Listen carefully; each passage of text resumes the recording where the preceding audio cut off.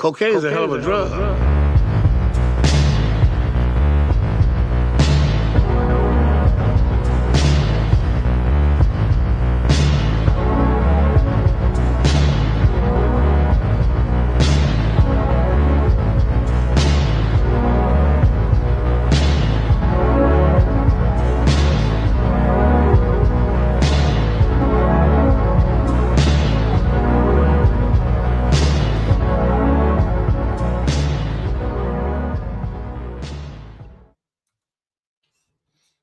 Yo, Juan, what is good with the Bermuda Triangle, man? I don't know, but someone's got to save the turtles, bro. That's what I'm here for. Hmm. One gopher tortoise today keeps the Illuminati away. That You know how the old saying goes, right? keeps the tax collector, the FWC fines away. Yeah, dude. We love gopher tortoises around here. So, speaking of making things disappear and paving them over, and who knows, but the Bermuda Triangle is one of America's greatest mysteries. It's one of Florida's greatest phenomena. And Um, yeah, we're going to be diving deep on it tonight. The Bermuda Triangle is something that I don't talk about too often, kind of like the Coral Castle. Um, so many people have covered it before, decades and decades and decades of conspiracy theory stuff.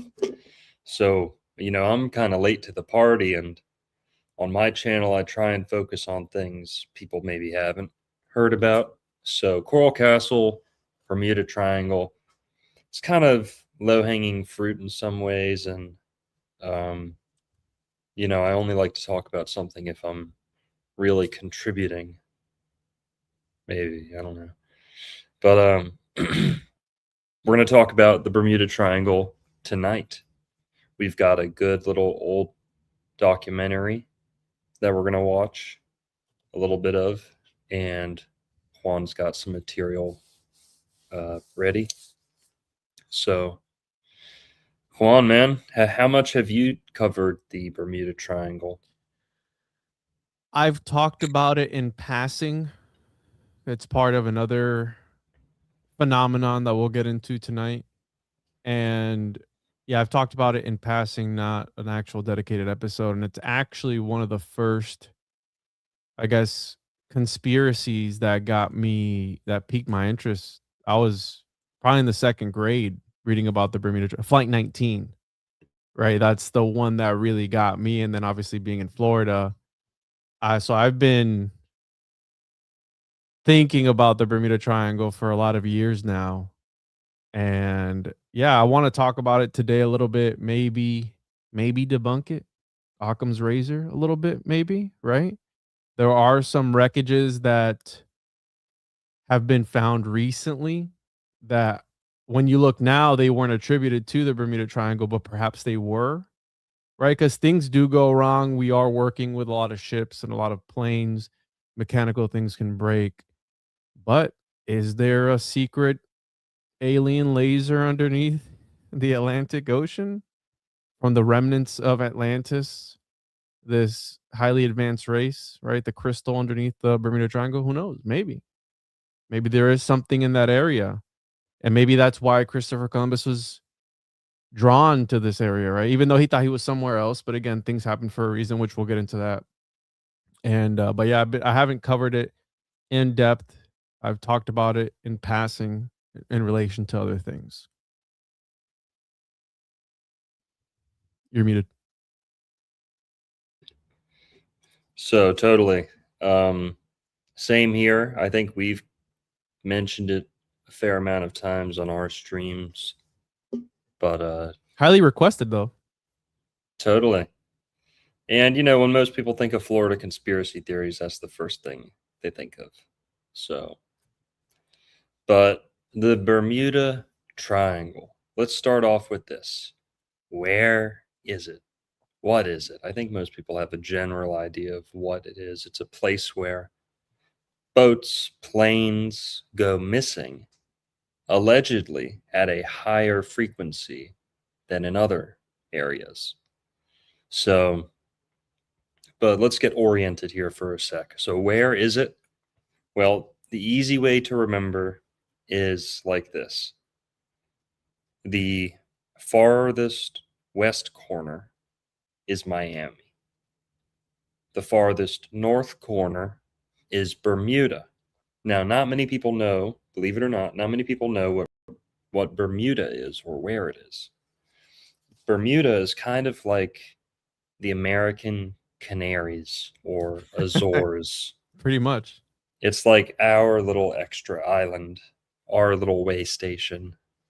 And people hear Bermuda, they usually think of like tropical, Caribbean, things like that. But Bermuda is actually up there almost by the Carolinas, pretty far north, pretty out there in the Atlantic. But I think Bermuda is actually a chain of islands. Is that right? Yeah, it's a bunch of little islands, but yeah, it's got a crazy GDP, and it's a tiny, tiny, tiny Right. little Yeah, we were. place. So it's 21 square miles with a GDP of $8.9 billion. That's Mhm. Yeah, we were talking about that last episode. there's a lot of stuff happening there. I mean, you mentioned Canary Islands. Well, I think it's like the where do they usually park offshore accounts? Is it Switzerland or Oh, is it Bermuda? I think so, right? It's well, I think Bermuda is like that. It has some advantages like that, but it's usually the Virgin Islands and where else do they say? I mean, Switzerland, Bermuda Islands, this is the dark, this is the black Virgin market, Islands. black budget sort of thing that these elites get into, right? This is literally, and what's interesting is that these triangles, and then maybe there's something about the shape. Obviously, a pyramid is a triangle. The Cayman Cayman. Islands, yeah, There you go. and the Virgin Islands, yeah, Cayman Islands. So Cayman Islands for sure, right? It's and then Puerto Rico. They've used Puerto Rico as well to launder a ton of billions of dollars. I mean, you know how big is the debt of Puerto Rico? It's in the billions, as bro. as big as the island itself. 37 billion, down from a peak of more than 70 billion before its historic bankruptcy process. They were laundering money, they were stealing a ton of money. I mean, this is what the government does over and over again, and they use these little islands for that. And especially Puerto Rico, there's a lot of Jews there, dude. A lot of Jews. There's a lot of money in Puerto Rico. If you go to San Juan, the capital, there's a ton of Jews everywhere. You know why? Because Because they it's don't get because income tax. right. If you live there for 6 months and you bring your money and you pump it into the economy. Same But thing as Florida. Kinda. the locals get boned. Yeah. All right. Well, So Puerto, port. They like ports. Portugal, Puerto Rico. But all right, since we're speaking about Puerto Rico is actually the third corner of the Bermuda Triangle, isn't that right? yes. There you go. So it encapsulates or it includes much of the Caribbean, but mainly the Bahamas. So not Mhm. Cuba, not Haiti, not Jamaica, but almost all the Bahamas and some other stuff. So that's where the Bermuda Triangle is. And what is it? We mentioned boats go missing there, planes. So a lot of people thought that it was a boat thing, right? Oh, there must be something with the water, or it must be who knows what. But then when planes were invented, planes started going missing there all the time too. So where, what, also, let's talk about the when. So people often think of the Bermuda Triangle as just a recent thing, like UFOs and fishing boats going missing and stuff like that. But actually, the Bermuda Triangle, like Juan briefly mentioned, the earliest reports of anomalies, strange occurrences, lights in the sky, um, phantom time, like missing time, things like that. Those reports go all the way back to Columbus's day. And if we could hear what the Indians had to say, probably even farther back than that. But starting with Columbus, we have some weird phenomena showing up in this area. I believe Columbus had to cross through this area to make it to America for the first time. And if I'm not mistaken, Columbus, maybe 10 or 5 or so days before he landed in the Bahamas, they famously made a turn that was a big risk. They changed course for some reason. I forget the exact reason on that. But if they didn't change course, they may have landed anywhere from Georgia to Florida, probably Florida. But that's why they went further south and ended up in the Bahamas instead. Mm-hmm. Yeah, and Columbus apparently saw a light when they landed, or they were about to land, right before they spotted land, the night before they landed. Columbus says that he saw a light dipping up and down, like it was He wrote about this? like a candle. He said it was a candle or a fire far off near the horizon, and it was going up and down, and that it was moving a little bit, and he thought it was strange. And when they got, because it was the only light, right? If they were just seeing the Indians at night, they would have seen a lot of fires, right? Like you wouldn't just see one fire. So he says the candlelight that went up and down. Now that's all he wrote. He said it was a little odd, but some people say he just came up with some dumb story to take credit for spotting land first, because that came with a reward, a payment, if you spotted land first. Other people say they take that little excerpt about the candle dipping up and down far off in the distance, and they try and say the Ancient Aliens has done multiple episodes on that little excerpt. Swear to God. And they say this is Columbus saw a UFO before he even landed. He followed a UFO. He said, "Oh, look, there's a light," and they followed it. They kind of run with the story and add some details on. But all he said was a candle type light dipping up and down.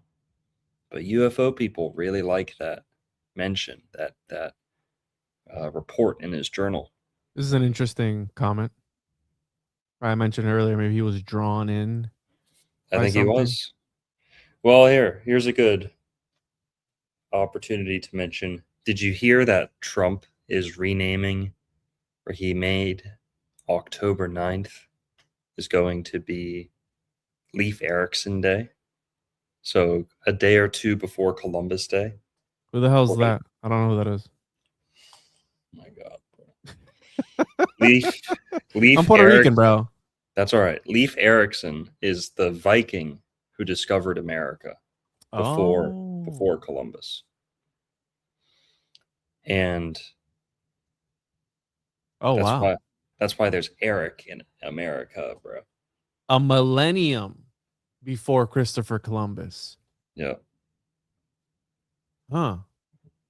So he's naming that day after this guy. Why? Before. Because they got here first, and because America needs another hero, and this is something that European white Americans can have pride in. There you And go. he'll be more of a unifying figure than Columbus, who, we're learning more and more about every year. And but all right, so Leif Erikson Day is going to be, I think, October 9th. Is that true? Give me 1 second. I'm going to pull it up here. So it's going to, October 9th. Okay. Hell yeah. So, but something interesting about Leif Erikson, okay, St. Brendan, Prince Madoc, these guys we've been talking about for a couple of weeks now. They were all Christian. The first Viking, the only Viking that we know of to have officially reached America, converted to Christianity before God let him do it. Christopher Columbus, who, okay, maybe he was Jewish, still had to at least convert to Christianity, pretend to be Christian Mm-hmm. before God let him cross the ocean.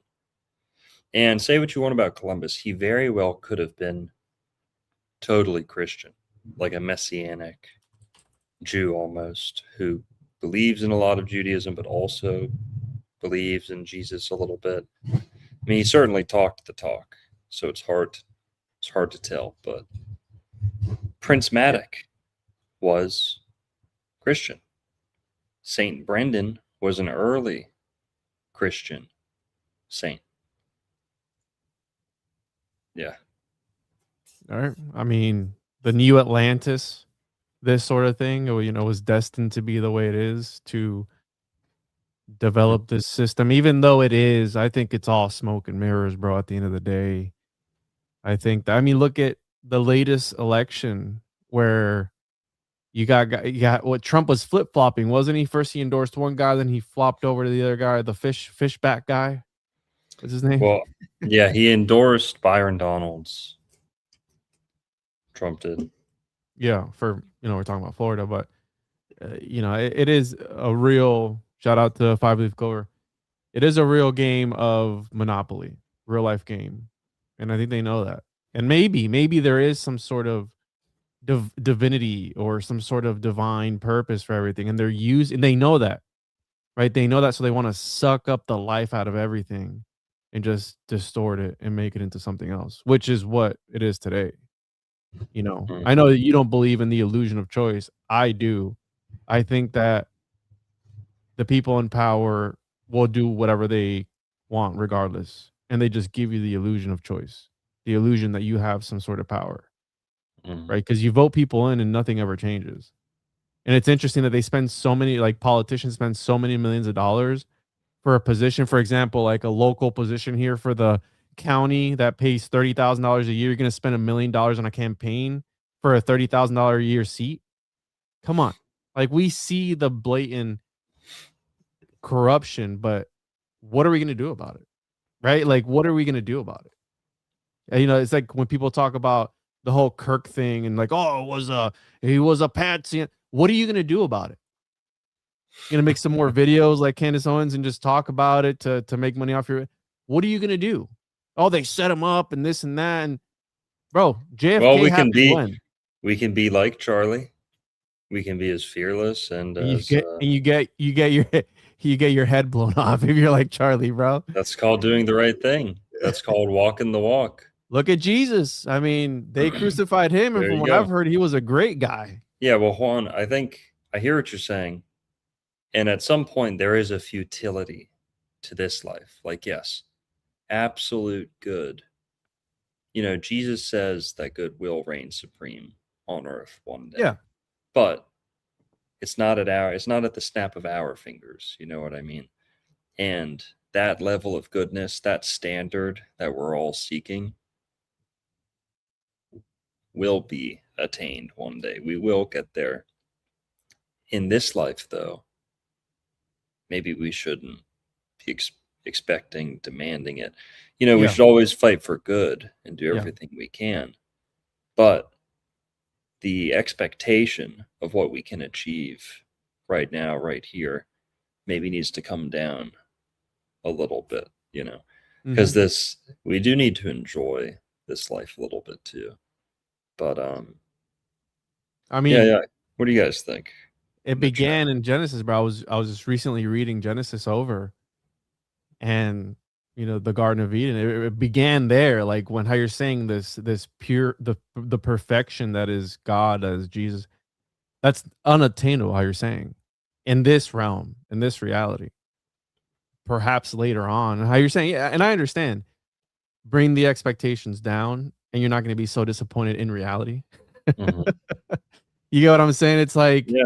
You got to take it for what it is sometimes. But Yeah, there does need to be change.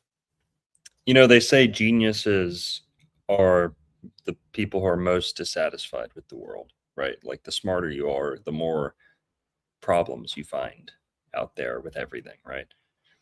And at some level, there is a beauty or a value in just kind of being dumb and honest and hardworking and not wanting to have a peek behind the curtain all the time.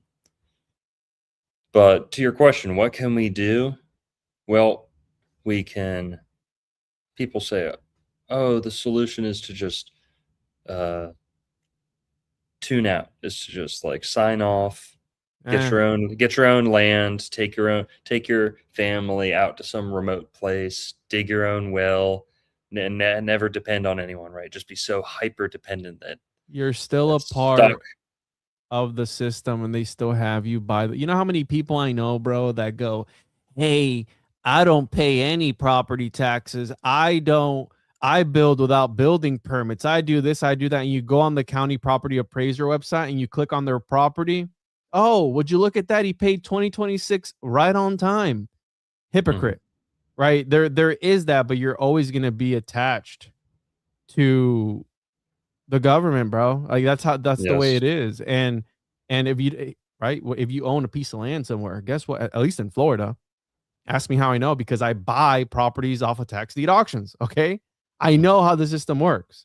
So if you don't pay your taxes, your homestead, you have your homestead off the grid. Sure, in 2 years, I'll put a bid on that property and I'll buy it off the Right. government, and then I'll kick you off of it and get the title for it. And that's another thing is I'm generally against, I'm okay with some, uh, some of the principles of like prepping, Mm-hmm. but as I've said before, how many rounds of ammunition do you need to hoard before you realize, oh man, I'm going to be using this on my neighbors?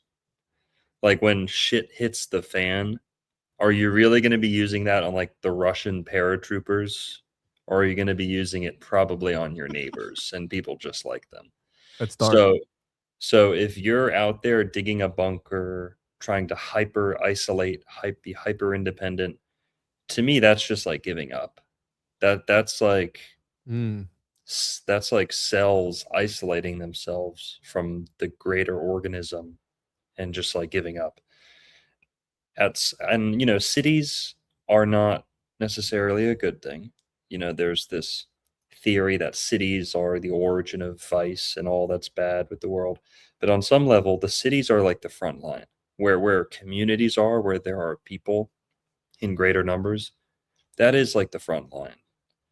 And the farther people want to run away from the front lines, from the gathering, where people gather or live in large numbers, to me, there's just a bit of cowardice in it. Because if you ignore the problem, you try and run away from the problem, you try and get your land far, far away from the problem. Well, a couple of years later, the problem is going to be even closer to your doorstep, and what Mm-hmm. you were running away from is no longer going to be salvageable. So I see this whole running away and prepping out in the woods thing as It's LARPing, bro. kind of, yeah, It's a LARP. it That's what it is. is. And they sell it to you like, oh, you can be And independent. How you're saying. they're all Think about pod that. the dudes are all podcasting about it. Their wives are all vlogging about it. Hey, use my And promo code at Patriot, whatever that one website is. They're not a sponsor, but you know which one I'm saying. I bought into that, bro. I have them in my attic. The 30-day meal when 2020 popped off. I bought one, dude. I remember when 2020 popped off, I was loading my magazines. I was like, yo, the world's gonna end. This is it.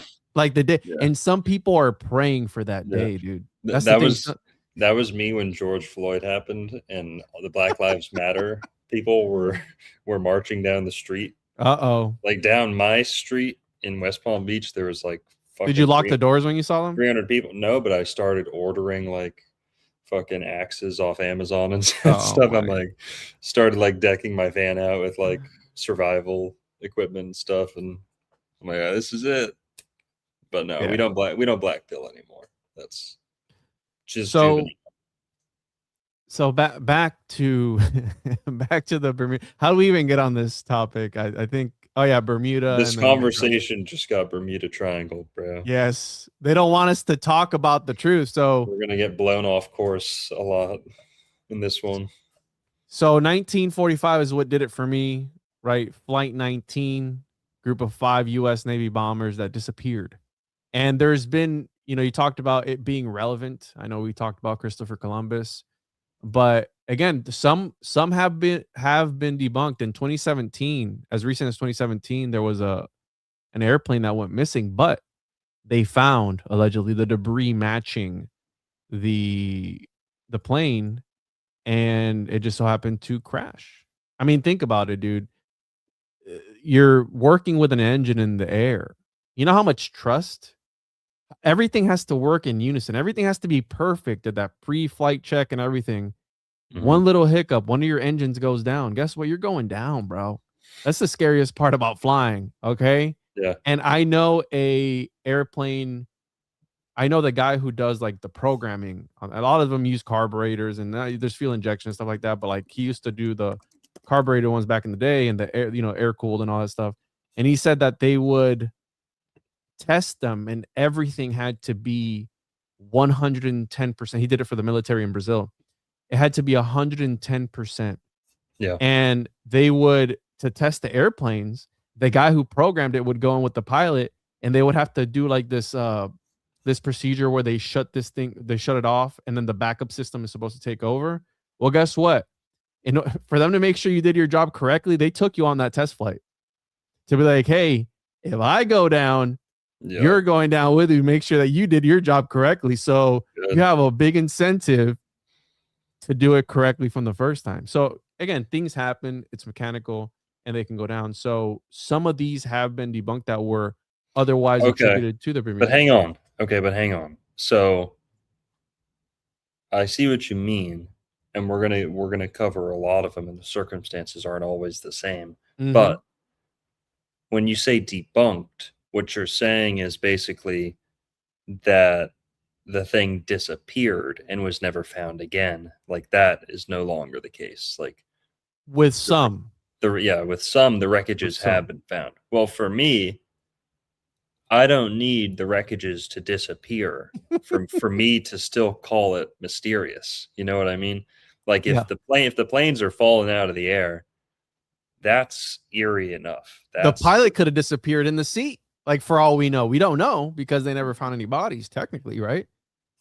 Now, speaking of, this happened a couple days ago, right here near where I live. Oh, wow. Let's get some sound on this bit. Boca Raton.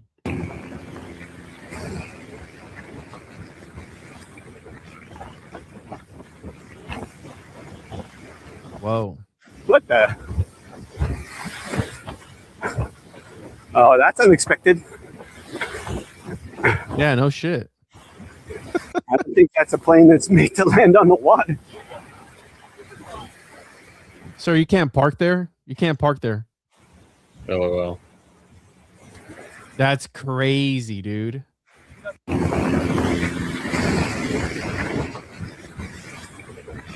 Yeah, Boca Raton. What the? Folks. Oh, that's unexpected. I don't think that's a plane that's made to land on the water.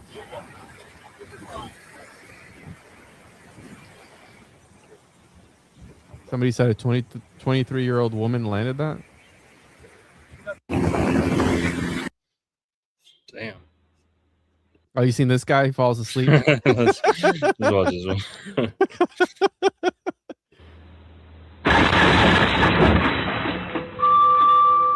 Damn, yo.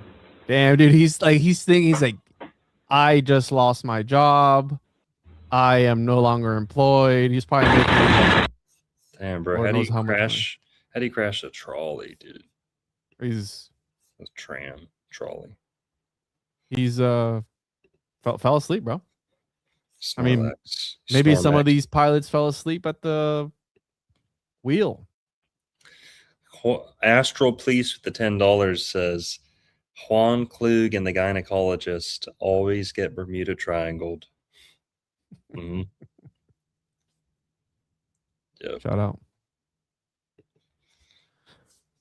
Let's So yeah, no. So I'm with you on the debunking, right? It's they found the wreckage, but why'd even go down in the first place? I agree with you on there. So 1945, all 14 men were lost, and then the search party also oh disappeared. yeah. 13, which is the craziest part. 14 went, and then another 13 after that. Mhm. And there have been some wreckages where they believe they found this same model of plane, but it's not this group, this squadron, right? The Mhm. Flight 19. According to them, as of 2020, no trace of the 5 TBM Avengers or the PBM Mariner and the 27 missing aviators have been found. Mm. So, hey, the most likely conclusion, they ran out of gas. So listen, I heard where I think we're gonna hear it in this documentary that I have later on, but apparently there was a switcheroo that happened on this crew. So you see how there's like 13 and then 14.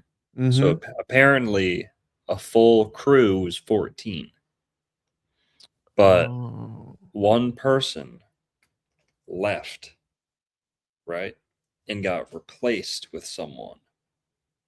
But apparently they don't know who the replacement was. Like he was like a ghost, and Oh, he was that missing person. There's 13 out of 14. they got lured out there. They yeah, and apparently this one guy, it like saved his life because he was going to go. There's another guy who had a bad feeling about it, and his officer was like, well, you're going anyway, so he like requested not to go, but they made him. I think it's in the documentary. We'll see. But well, so here, this is 1945, 1950, around there. But I mean, we don't have to go in order or anything. But some of the earliest reports, like go back to This is one of the earliest reports from 1950 from the Miami Associated Press. okay. And they're talking about like all the things that have gone missing. On January 18, 1949, a great task force, was maneuvered South Bermuda. The same day, a British airliner, the Ariel, vanished in thin air, which it Mm, flew. The plane had left Bermuda with 20 persons on board on its way from London to Chile. The naval force abandoned its maneuvers, aircraft carriers. 1948, another British plane, the Star Tiger, which I have all these here on the slide. So they're going off all the different ones. What I found interesting about this one was the Sandra, was a 350-foot freighter which sailed with 12 men on board from Miami to Savannah. And then the interesting part about this is 300 tons of insecticide. So a lot of these vessels that have gone missing have had some sort of chemical or material, some sort of raw material, which I did a little bit of like a schizo connection here, and then I abandoned it. So you're probably going to see that here soon. mhm. But I had 300 tons of insecticide that were loaded from Puerto Rico.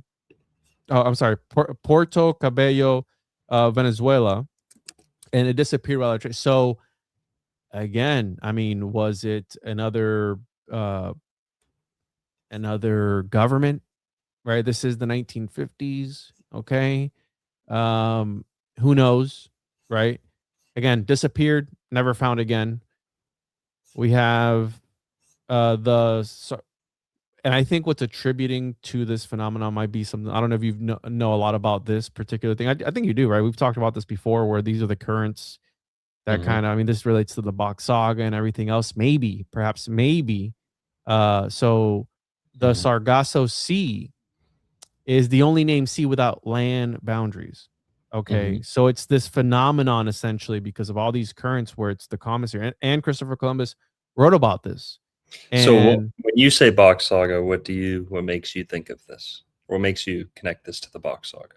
The Gulf doesn't he Stream? talk about the Gulf? Doesn't he talk about the current? Yeah. Yes. The Gulf Stream. There's another really cool connection. Eels. You know Oh about yeah, this? yes. Is it the Atlantic eel? Is that the one that you're talking about?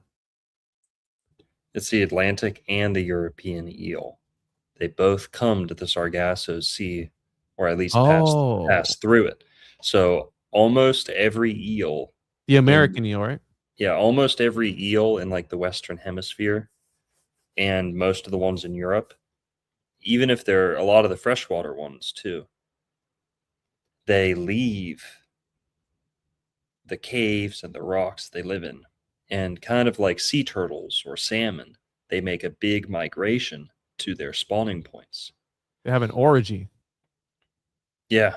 And what's interesting is they actually, this isn't just like how you know how sea turtles go to like the one spot that their mom laid them, right? But Yeah. if you're another sea turtle, like you might get laid somewhere else and then go back to that spot, totally different spot, very far away. But with the eels, people aren't sure. So eels are a mystery. We barely know anything about how they reproduce.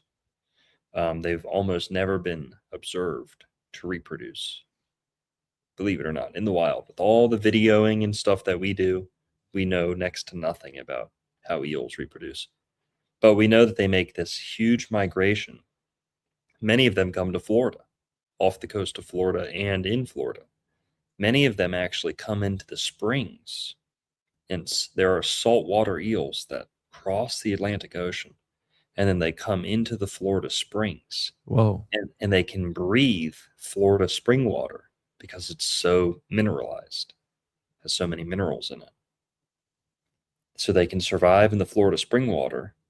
And I think like something like the men stay or the males or females stay, and then the other sex returns back.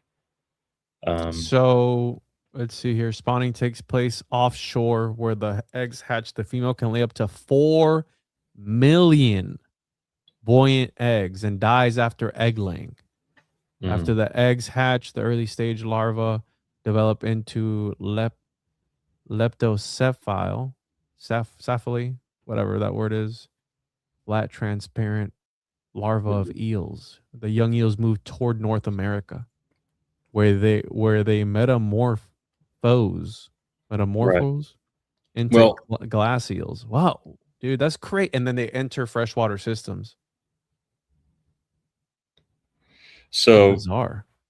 the Bach saga believes a little bit in kind of like evolution, but it's more like the evolution of the embryo in the womb. Mm, Like we start off as a eel eel. or Mhm. or a snake, a little sperm, a little squiggly eel. Then we kind of look like an eel, and then a frog, and so on and so on. Um, I don't know about that, but yeah, I get what you're saying. well, in the womb, well, I guess it's more like a lizard. We look more like a lizard in the womb. Yeah. Yeah. Yeah, from an eel into a lizard, then to like a human. So there's kind of like a micro evolution going on, a development in the womb that may have implications with our history as a species. Like, on a larger scale, they try and tell us that we all come from the same organism, right? All animals. But that's probably not the case. Definitely not the case. Um, yeah, tadpoles, that's another word you hear a lot, tadpoles. Mhm. But eels are almost like the original, how do we say this? Like the original vertebrate, maybe would be a good way to say it. Mhm. If there was some creature that we like have that all vertebrates trace back to, it may be the eel. That's Yeah. what the Bach saga flirts with that idea. Of course, there's the monkey and the goat. That's a whole nother thing. But Yeah, that's oh yeah, yeah. the the I box, completely forgot about that part of the story, dude. yeah, the Bach saga, it almost tries to like explain all the things evolution tells us, just from a different perspective. But all right, so the eels, the Bach saga places a huge emphasis on the Gulf Stream, Mhm. and a less but still pretty big emphasis on eels. And eel, it can't be a coincidence that eels follow the Gulf Stream, or kind of Like sperm. travel, yeah, back to the original spot. And I've always said the Gulf Stream is like the amniotic fluids of the Atlantic Ocean, perhaps even the whole Earth. The Gulf Stream is what kept Atlantis navigable or reachable throughout the Ice Age, various cataclysms. The Gulf Stream was like the main thoroughfare for the Atlanteans. It's a life force, yeah. The Gulf Stream is this warm water that originates in Florida from the Mississippi River, from the springs of Florida, all the warm water in the Caribbean. And this current goes pretty much from Florida to Ireland, Florida to Northern Europe, Florida to Iceland. If the Gulf Stream changed course just a little bit, Iceland would turn back into an ice cube. It's the Gulf Stream that warms Iceland from below, not from above. Places like Iceland, places in Scandinavia are warmed from below through the Gulf Stream. So the eels, which are almost like the sperm of the planet, in a sense, they're like the macrocosmic sperm. They seek out this area. It seems like they come straight to Florida or the Bermuda I was gonna Triangle. say Florida's the phallus, right? And it's just straight, Yep. just Yep. all over the world, bro. Yep. The force of Florida can be felt everywhere. You get what I'm saying? Like, it's the life force, essentially. Yep. The Bach Saga knows what it's talking about when it comes to phalluses. So that's right. That's right. And right here, Lake Worth Beach, where I am right now, is where the Gulf Stream, loosely speaking, is where the Gulf Stream comes closest to land. Oh, wow. I think that's why all the wealth is here, why all the magic, the scandal, the genius, all this, money getting concentrated here, Palm Beach County, Florida. Palm Beach Pete. The Gulf Stream. Yeah. And also an interesting part about Miami, because Miami is Miami, but then there's Miami 30 miles up, 40 miles up, and then Miami another 20 miles. Like, Miami's big. When you say Miami, there's North Miami, and mind you, it's part of the Bermuda Triangle, and Miami literally nicknamed the Magic City. That's the nickname for Miami. Yep. It is in the occult, at least. It's been referenced a few times where it is this sort of power zone, if you will. It is this place where the veil is thinner. Maybe that's why when you cross into Miami, you're in Miami. There's something about the air. There's something about the people. There is something about the archetype that is Florida man. Yeah, there's something. I can't quite put my finger on it. Meanwhile, it's loud Spanish music and girls saying, no, like literally, bro, like literally, like no, like get down from the car, like literally, like that accent, bro. Yeah, no. The Kendall, again, my wife's from Miami, so the Kendall accent. Yeah. No, like literally, like no, bro, like I'm not even playing, like literally. I can't say anything else. I fell for it. Yeah. So, what was that comment to roast you about? What? Whitney Murphy, 1989, with the 999 says, "Hey Juan, I'm gonna need you to roast Longo about scoring Sydney Sweeney as a 2 out of 10 the other night." Did you really? Of course, bro. Every day. Are you gay? Every night. All right, I'm not gonna get you started, but that's pretty gay. I'm not gonna lie. I mean, I think, bro, if someone's ugly, I'm not gonna pretend they're super. Are you in the camp that says that all women in Hollywood are actually transitions? No? Okay. All right. Because Some of those people them. are super annoying, dude. I know.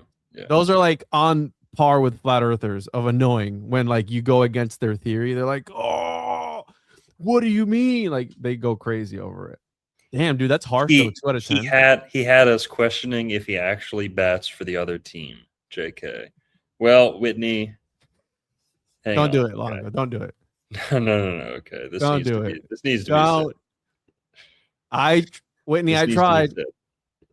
You All poked right. the bear. Bermuda Triangle ain't got nothing on this bitch. That's a okay? bad picture, bro. It's a bad picture. That's a bad picture. It's $1 million movie picture. That's a bad picture.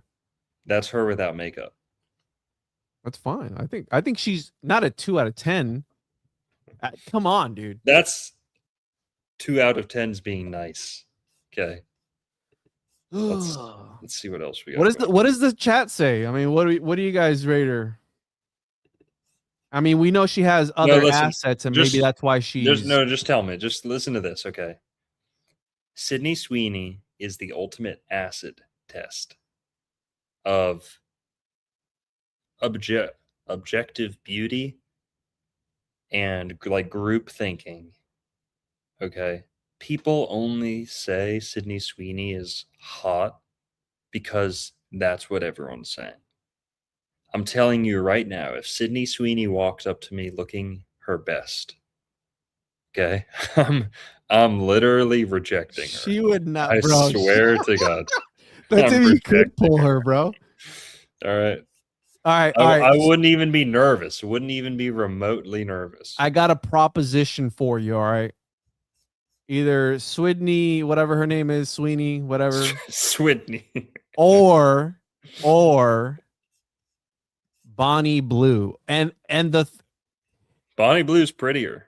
I don't like her face at all, but she's actually Bonnie Blue looks demented, and her soul is sucked out of her body. 100%. She's a demon. Yeah, she's a succubus. She literally looks like she's 47 years old.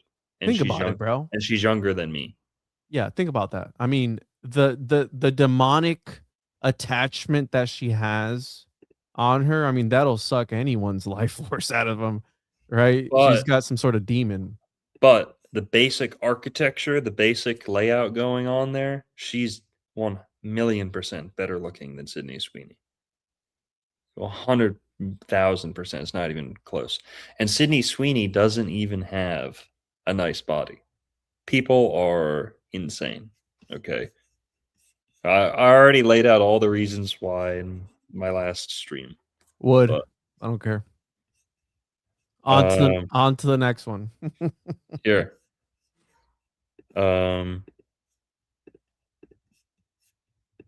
Here's another one. What were you doing? An astrology stream or something? Dude, like, come on. This is what she's working with. Oh. Not good looking at all. I don't know. I mean, you're pretty passionate about it, bro. Who said this? So glad to not care. Are we in junior high? See ya. Damn, ruling with an iron fist tonight, bro. You had a good day, bro? How was your day? How was your day? Let's talk. How was your day? You had a good day? It was great. I'm happy. Okay. Yeah. Now I could go off on pagans. What's tonight? Couple days ago. Okay. We were talking about Sydney Sweeney being hot or not. I already explained all my reasons why. She just looks droopy and dumb. She looks like she has fetal alcohol syndrome. If you're in Hollywood, bulldog face. You are not a normal person. Okay. You have given up your soul to some extent, especially her, that she's been exploited, right? I mean, let's be honest. This is the whole sex kitten thing, McUltra sort of thing. Like this is what it is, bro. Like these people are exploited. And think about that. I mean, if you were bred, I think these people are bred just for that. Mm-hmm. What does that do to somebody mentally? And then you start to show what's on the inside, on the outside. You know what I'm saying? Yeah, that's probably true. She's such a psyop, it's not even funny. And I don't like to talk like this, but whoever they are putting her out, promoting her like she's the epitome of white beauty. Like, ooh, she refuses to disavow Trump or refuses to disavow her gene jokes. You know, there's these advertisements that are like, good genes. I wear jeans. I have good genes. No, you don't, bitch. You're droopy. You're short. You're hobbit shaped. All right, Scarlett Johansson, yes or no? Yeah, she's pretty good looking, but Yeah, yeah. she's a Tengu. See, now we're It, talking. Yeah. is she? Fuck the Bermuda Triangle, dude. The Bermuda Triangle ain't got shit on this bitch. Is All right. she a Tengu, bro? If this bitch were looking at me and I'm driving a plane, I'm pa- I'm parachuting. The Sydney Sweeney gives me one glance from the surface of the earth while I'm piloting a plane. Scarlett It's like, Johansson was born the same day it's like, JFK died. ugh. It's like, yeah, she is. She's a Sagittarius, Scorpio cusp. Yeah, November 22nd, and she was born November 22nd, 1984. Interesting. Sydney Sweeney has downed more planes than the whole Bermuda Triangle combined. Okay. I'll take one for the team, bro. All right. Listen, let's get back on track. Let's talk about the Sargasso Sea again, dude. Mm-hmm. See, and I'll tell you what I said a couple days ago. Cameron Diaz is not even in the same universe as Sydney Sweeney. Like, Sydney Sweeney is so fugly. Cameron Diaz is good looking. That's like my standard of a American movie star. Good looking Hollywood woman, you know. Who did I say a couple days ago? Cameron Diaz, the girl from Ferris Bueller's Day Off.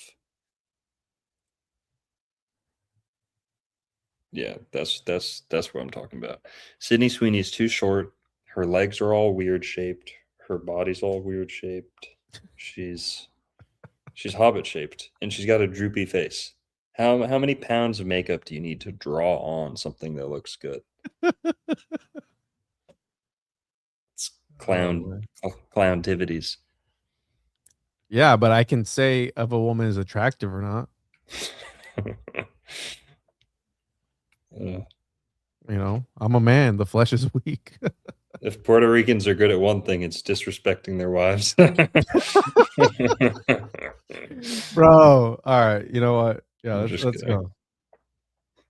No, let's not get him started on that, please. What do I rate myself? All right, I'll say 3 just to be humble. I'm better looking than Sydney Sweeney. That's all I'll say. All right. And All right. I wouldn't tip-top mask myself that, but Whitney Murphy 1989 says, Juan, ask Longo what he rates himself. Juan, I rate you higher than Sydney Sweeney. Thanks, bro. I appreciate that. Whitney, I rate you higher than Sydney Sweeney. So there we go. All right, let's get back on track. It's insane that it even needs to get said. And like I said, they're putting her forward like she's the epitome of like white beauty, and she's not at all. So that's the psyop. Is they have people arguing over like whether Sydney Sweeney should disavow extremism, and who even cares? We should pick someone way hotter than her. I vote Longo. Let's vote you in, bro, so you can become the face of was it Levi Jeans or something like that? Mm-hmm. I'll put your vote in for the next time they're recruiting. Bonnie Blue's a million times better looking than Sydney Sweeney. I'll take that to my grave. But you know who is even hotter, bro? Christopher Columbus, when he wrote the first written account of the Sargassum in 1492. And it was his sailors who created the early myths and legends. Columbus' ship, the Santa Maria, became becalmed with her sister ships for 3 days. And because sailors recognized seaweed as a sign of shallow waters, they became fearful of running aground, becoming entangled in the weed, and being dragged down to the ocean floor. So again, he is talking about this phenomenon because of this current everywhere. I think you talked about this. No, we didn't talk about Jules Verne, did we? Or what was that one book that you brought up the other week where it was about the smoky god? Yeah, the Smoky God. Because Jules Verne in the 20,000 Leagues Under the Sea, he talked about this immovable ocean called the Sargasso Sea, a perfect lake in the open Atlantic. It takes no less than 3 years for the great current to pass round it. Such was the region the Nautilus was now visiting, a perfect meadow, a close carpet of seaweed, fucus, and tropical berries so thick and so compact that the stem of the vessel could hardly tear its way through. And Captain Nemo, not wishing to entangle his crew in this herbaceous mass, kept some yards beneath the surface of the water. So again, brought up in 20,000 Leagues Under the Sea, 1966. And yeah, so is it some sort of portal to another dimension? Maybe, I don't know. Right? Disney has a comic book that's kind of hard to find, but it's got this secret of the Sargasso Sea. And again, it talks about Donald Duck, and it's got a mysterious seaweed farm that's in the Sargasso Sea, and they talk about that in that. So again, 1960, you have Disney, out of all people, talking about it. Mm-hmm. One of the ships, the USS Cyclops, this is 1918. Second of it went the loss of the ship, and 306 crew and passengers without a trace occurred sometime after March 4th, 1918. And again, they thought that the Germans had captured it because it had 10,800 tons of manganese ore used to produce munitions. But again, the Germans said no. Okay. And the first boat that we talked about in the 1950s, 1949, around there, went missing with 300 tons of insecticide. So they usually have a sort of like mineral or something. And that's why maybe it is some sort of phenomenon that happens. Again, the whole point of alchemy is to arrange matter in a sort of way to affect reality. That's what the basis of alchemy is. Manipulating matter, putting things in a certain formation and shit. And that's what nuclear physics is all about. Fulcanelli talked about nuclear power before it was even a thing, right? The mysterious alchemist. And they're like, hey, who the hell is this guy? And the precursor to the CIA went looking for an immortal alchemist in the early 1900s because he appeared in this lab at some guy was like, hey, the secret of alchemy is that you can unlock unlimited energy if you do this, this, and this. And he got it all right. Again, a conspiracy, but it probably sank in an unexpected storm and no one's found it since. And then I kind of went on a little tangent here because at first I had thought manganese was magnet, because they said that's where the word magnet comes from, manganese. And it's interesting because manganese is a naturally occurring element in the ground, especially here in Florida. And I know because we do soil tests and studies, and it's one of the main things that always comes up. Manganese. If it's above cleanup levels, you have to take it out. It's contamination, but manganese is one of the main things. And I kind of went on a whole tangent, but then I couldn't bring it all together. But again, they call it the lodestone. I don't think you're pronouncing it right. Well, that's how the second A is an I, and the E's is like us. Tell that to my environmental say it. Manganese. I'm going based off of what. Say it the right way. Shut the fuck up and let me talk. I'm going based off of what my environmental engineer calls it. We're sounding out with me. So manganese. The second G is soft, like a jaw. So how the first G, sorry. Manganese? Soft. What? There's only one G. But then A. So how do you say it? How do you say it, Longo? Manginas. Manginis. Manginis. You're a Manginas.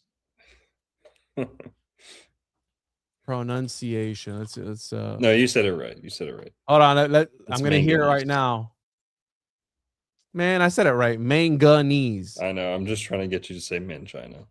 Oh, well. Anyways, it was an environmental scientist that Isn't that crazy though? Mangina is like an archaic term at this point. now it's just like, yo, that's a dude, bro.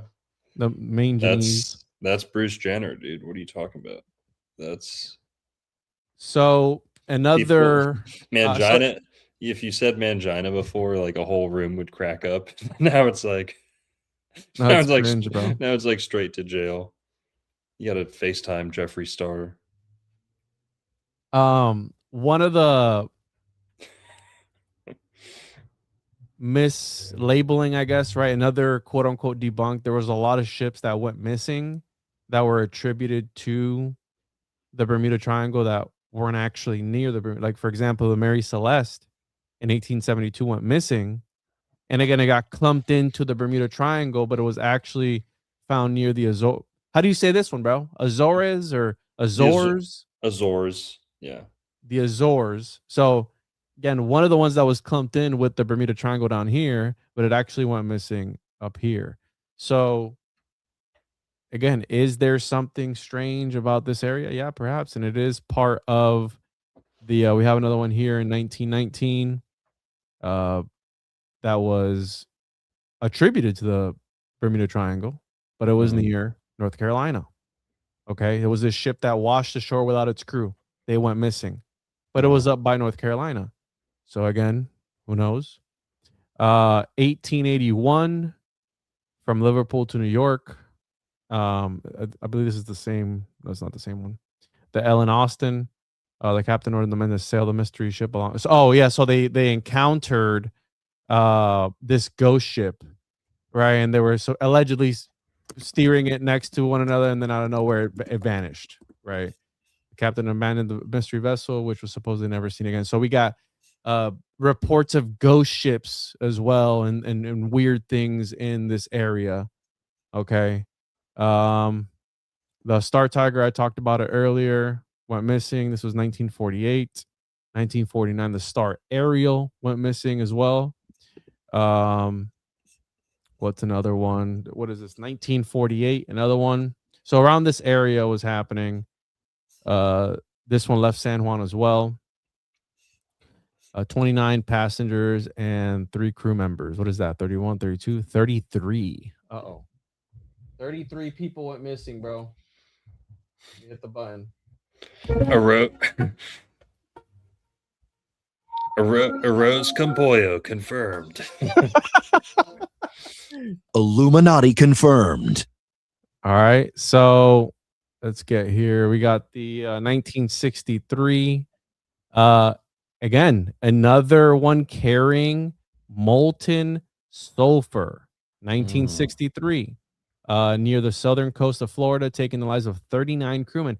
So very interesting that a lot of these ships, and maybe perhaps the planes were carrying something too, who knows, went missing when they're carrying large amounts of raw material, which I think that's got something to, again, I think there's a connection there. Well, we'll get to one of those that but apparently this one, again, attributed to the Bermuda Triangle, was in the Gulf. Okay, this was in the Gulf of Mexico. This didn't happen in the Bermuda, so I just lied to you. And it turned out that the ship was not even seaworthy. It had holes and it was completely run down, so it should have never even been on the ocean. Okay, there you go, Gulf of America. But again, people clump it in. And I think that large areas, even like, for example, the Everglades and places that are large areas, I think weird and strange phenomenon happen. Like, you know, when you're talking about Christopher Columbus and that flame, I thought about the orb lightning. Have you seen that? Where it's like a ball of just energy, just moving around by itself, almost like it's sentient. And I believe there was a study, even Crowley talked about the orb lightning, where it might be sentient, like it might have some sort of consciousness. And I believe there was a study on that or something like that. I could be getting that wrong. It looks like it. So 1967, a boat named the Witchcraft. Okay. And as you can see, shout out to Donut. Perfect timing, because this particular one involves a Tengu. Okay. It involves a Tengu, Actual Tengu? an actual Tengu. Okay, The heck? that and what's interesting was that he was with a Catholic priest. Okay, this is 1967, December 22nd. And they were aboard this cruiser called the Witchcraft near Miami, 9 p.m. Barack radioed the Coast Guard saying that the boat had struck something near the government cut and requested a tow. He wasn't alarmed. Michael? The what? Michael? Yeah. Michael? He wasn't alarmed, and they said they would fire a flare to identify their position. Only 19 minutes later, rescue arrived, but the boat and both men had vanished. An extensive week-long air and sea search found no bodies, wreckage, or debris. And what's interesting is that he said he was taking them out to see Christmas lights, but they were going the opposite way, that it would have been complete dark. And what's interesting is that this guy, he was a Tengu, okay, and he might have been involved in some So go up. organized crime. So he was actually a J, A wealthy but he was Tengu. wearing a Tengu mask. Is that actually him in the picture? Oh, No, I just put that for reference, bro. okay. Because I don't want to put that he was a J in here. You know, I don't want to get pinged by Right. by YouTube. But he was a wealthy Tengu, and in the 1960s there might have been some organized crime in the area, so they suspect that the whole taking him out. It's interesting. It was a Catholic priest taking him out to go see Christmas lights, right, on a boat named the Witchcraft. Yep. To do what? What were you gonna do with this guy? Yeah. Right. So they suspect probably- that maybe, They're probably bobbing for apples. well, he was a Catholic priest, right? So maybe they Yeah. were into the same thing. Who knows, right? That's interesting. But around this time, the wealthy people were being robbed. So they suspected, hey, maybe they got jacked, maybe they got kidnapped, right? There was another one that was robbed of 1.5 million in valuables. And around the same period, a wealthy resident of Barack's own Sunset Island neighborhood was robbed by armed men who escaped by water. And he was a hotelier who some suspected he had done some sort of fraud because it burned under suspicious circumstances. Damn, bro. Hotel, motel, Holiday Inn. So maybe this dude might have faked his death, bro, because he had sold his interest in another hotel. There's a little conspiracy Right. going on about this guy. So he might have faked his death, or they might have got by some cartel or something. I don't know. I mean, yeah. Here, real quick. So I love Miami Vice. I've been watching Miami Vice all week. I got the whole series on DVD. Best decision I ever made. So now I just have Miami Vice going on in the background of my house. I had a TV for like 2 years and I never used it for anything. Just sat there like black. So finally have Miami Vice playing 24/7. And every episode of Miami Vice is normal except for one in like the 4th season. It's a UFO themed episode. It's like totally X-Files. Like every other episode's in like the real world. But this one, for some reason, it's like just totally, they have zombies and UFOs. It's like totally left field, totally. I was going to say it's the X-Files of Florida, right? It is. It's like their X-Files episode or like their Twilight Zone episode. And that episode has James Brown in it, the James Brown, and Chris Rock together, both in that Miami Vice episode. It's the worst episode in the whole series. It's so bad, but it kind of has to do with the Bermuda Triangle. There's parts where people don't remember like an entire day, or locations change, like someone goes somewhere, then the next day they go back and it's a totally different place, right? As if it's like morphed. So things like that. So it was interesting to see even Miami Vice had an episode that was kind of Bermuda Triangle like, and it was a UFO episode. There was UFO activities in Miami, and they were like responding to it. So, all right, what's this? So I've talked about the Bermuda Triangle because of this, because I did an episode on the 12 vial vortices. And the 12 vial vortices are essentially what they call the 12 devils triangles, where this phenomenon of the triangle, and even inland, it doesn't have to be exactly in the ocean.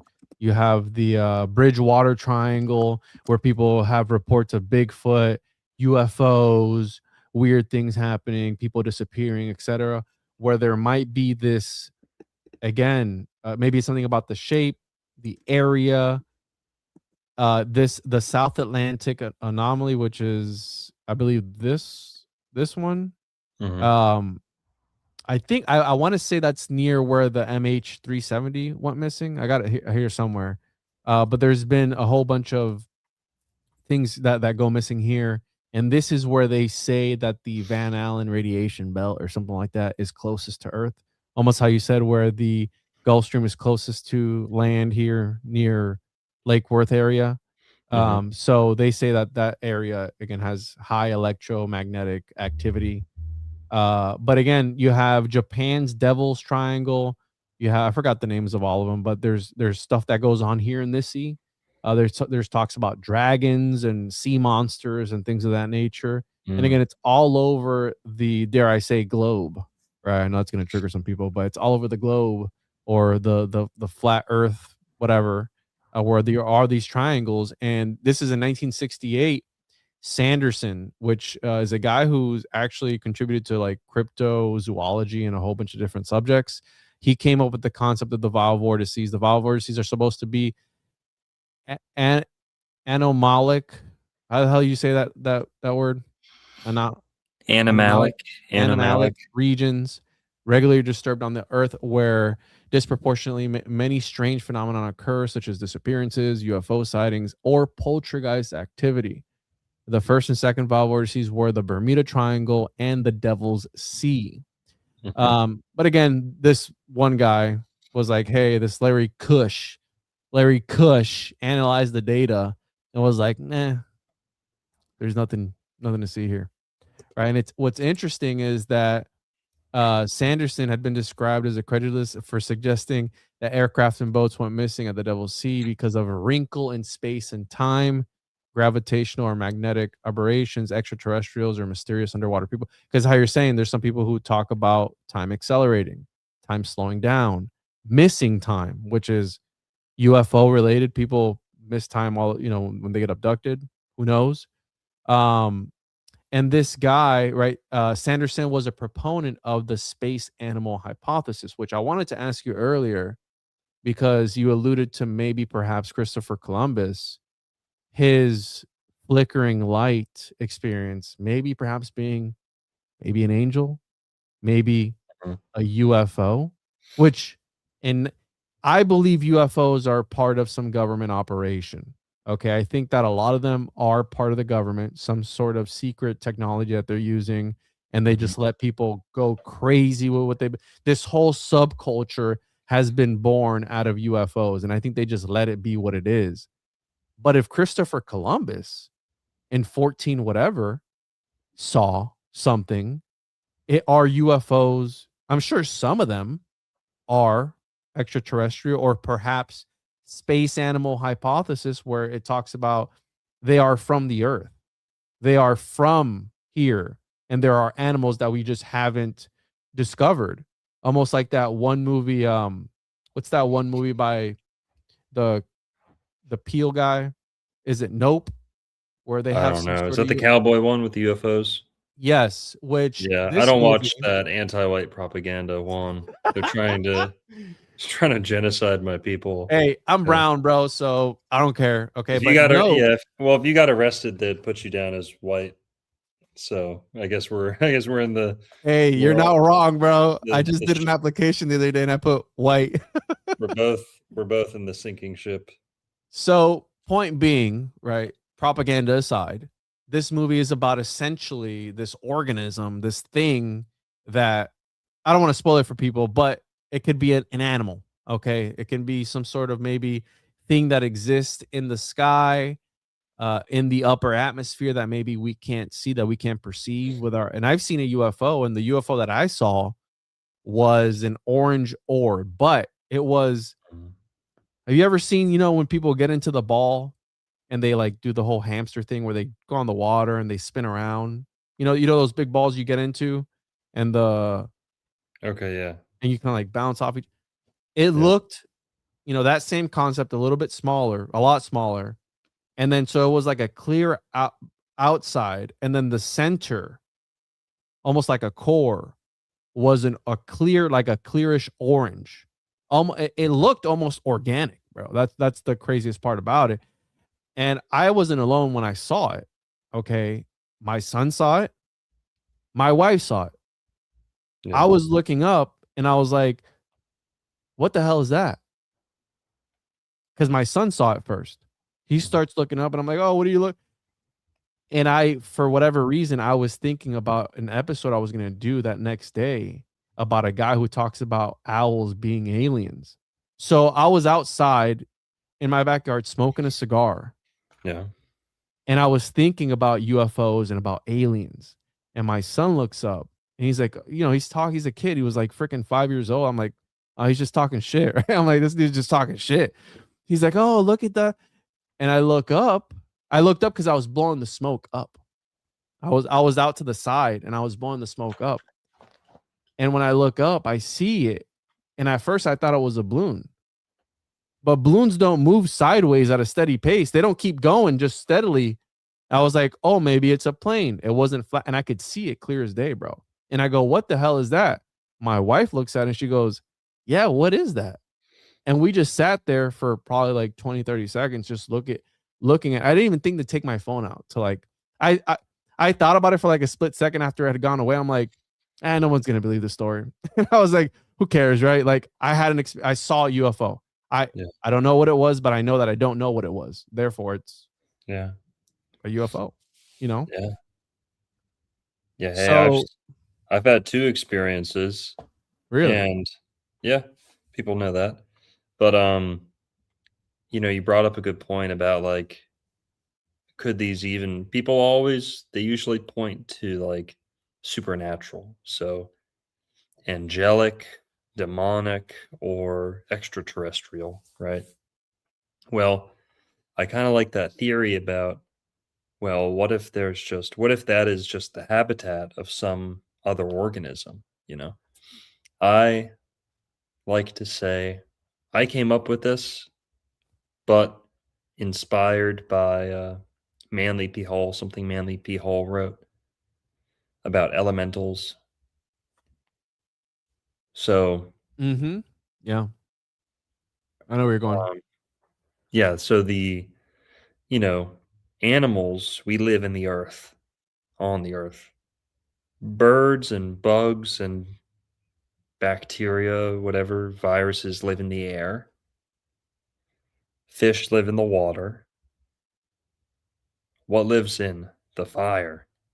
Yeah, That's 3 elements that we can make sense of. Fire, we can't make very much sense of. Even with all our science, we don't really understand fire as much as we think we do.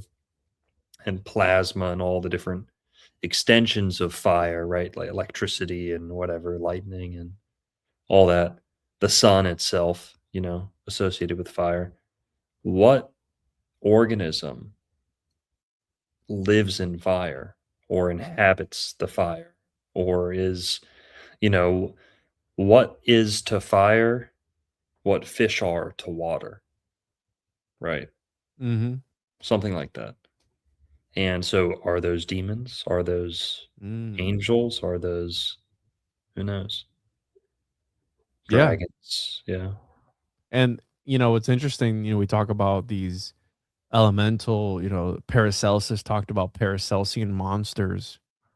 He talked about giants and things of this nature that would come out of the earth, right? And it's interesting. Paracelsus talked about Paracelsian monsters, and he said that when you when people would start to see giants, that's when you knew that reality was about to cave in. Ragnarok was going to happen, right? The revelation was going to happen. Those were in the end of times. And so if we think about this concept of this sort of animal that lives in the upper atmosphere, that maybe let's think outside the box. Maybe it swallowed up these planes. How in the movie Nope, the thing swallows up people, animals, and then just kind of poops them out later, right? Like somewhere it might deposit them somewhere else, some other place. Like who knows? Like this is again an idea that our boy Sanderson had talked about, and it's interesting because Sanderson was I guess a pupil or a follower of Charles Fort, which Charles Fort, is where we get Fortean, which is again weird, sort of, I guess. When something's 14, it's how would you describe like mysterious? I think mysterious. I think Bermuda Triangle. Like the sort of legends and lore sort of thing, right? The 14. And again, this is Sanderson wrote in this. I believe he's on this one here. Yeah. So, What Pilots a UFO by Ivan T. Sanderson. So this is a guy who was writing about UFOs. He was. And one interesting Florida connection with him is he later became a pioneer for cryptozoology. He talked about lake monsters, sea serpents, Mokele, Bembe, giant penguins. Keep an eye on this one: giant penguins, Yeti, and Sasquatch. In 1948, Sanderson's led a team to investigate claims of a giant three-toed footprints at Clearwater Beach in Florida. The team determined that the tracks were a hoax, with Sanderson declaring on radio, "I can state categorically that these tracks could not have been made by some unknown animal," unquote. Sanderson would later damage his credibility with an endorsement of the hoax by proclaiming that the footprints were impossible to fake and were made by a 15-foot tall penguin. In 1988, prankster Tony Signorini admitted that with a friend he had made the footprints by a pair of cast iron feet attached to high top sneakers. So this guy, who the hell would think that there would be a giant penguin in Clearwater Beach? Like, what was this? 40s. Cocaine wasn't invented yet, or wasn't pop. Cocaine's a hell of a drug. Definitely was invented, but it wasn't popular in Florida by then. It was with Ivan T. Sanderson, because he was on some shit that day. He's like, this is impossible. This had to have been. It's like, what could it have been? Ivan, this was a fucking penguin, bro. Like this dude was melted off that skunk ape kush, bro. And was just like with his friends, like, dude, this had to have been a giant penguin. Okay. Well, so, sandhill crane, maybe something like that. Whatever. He said, what was it? 15 foot, bro. A sandhill crane? Yeah. 15 feet. Crazy. So these are all hang on. So actually, I used to do something like that when I was a kid. There was a beach that I used to go to in the Gulf when I was a kid that my dad used to bring us to, and it was a place that we always used to go to see. What are they called? The horseshoe crabs, right? And the horseshoe crabs we'd be looking at, but people always said that there were flamingos at this beach, right? But we'd never see them. But people used to swear, oh yeah, the flamingos love it there. That's the only place I see flamingos. And I've never seen a flamingo. Guys, sorry. Please don't revoke my Florida card, okay? I've never seen a flamingo. A wild flamingo, or in the wild. I've seen them at museums and resorts. I've never seen one in the wild either, bro. That's fine. Yeah. I don't know if they're endangered, but they have a hard time coming back to Florida now. They avoid it. But I've also never seen a baby pigeon, but I'm not saying that birds are a CIA asset or PSYOP, but Yeah. Have you seen a baby pigeon? A year or two ago, they reported that flamingos are starting to return to Florida. So that'll be cool. But there was people used to say, "Oh yeah, there's flamingos at this beach." But we used to never see them, but we'd always try to. And so one day, me and my brother, when we were out there on the beach, we started drawing with our fingers little bird tracks, like big flamingo tracks.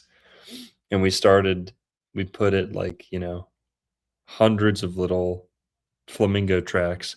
And people were like walking by and like my dad was like, "Oh my God, there's tracks," and shit like that.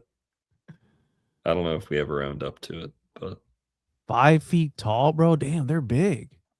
yeah.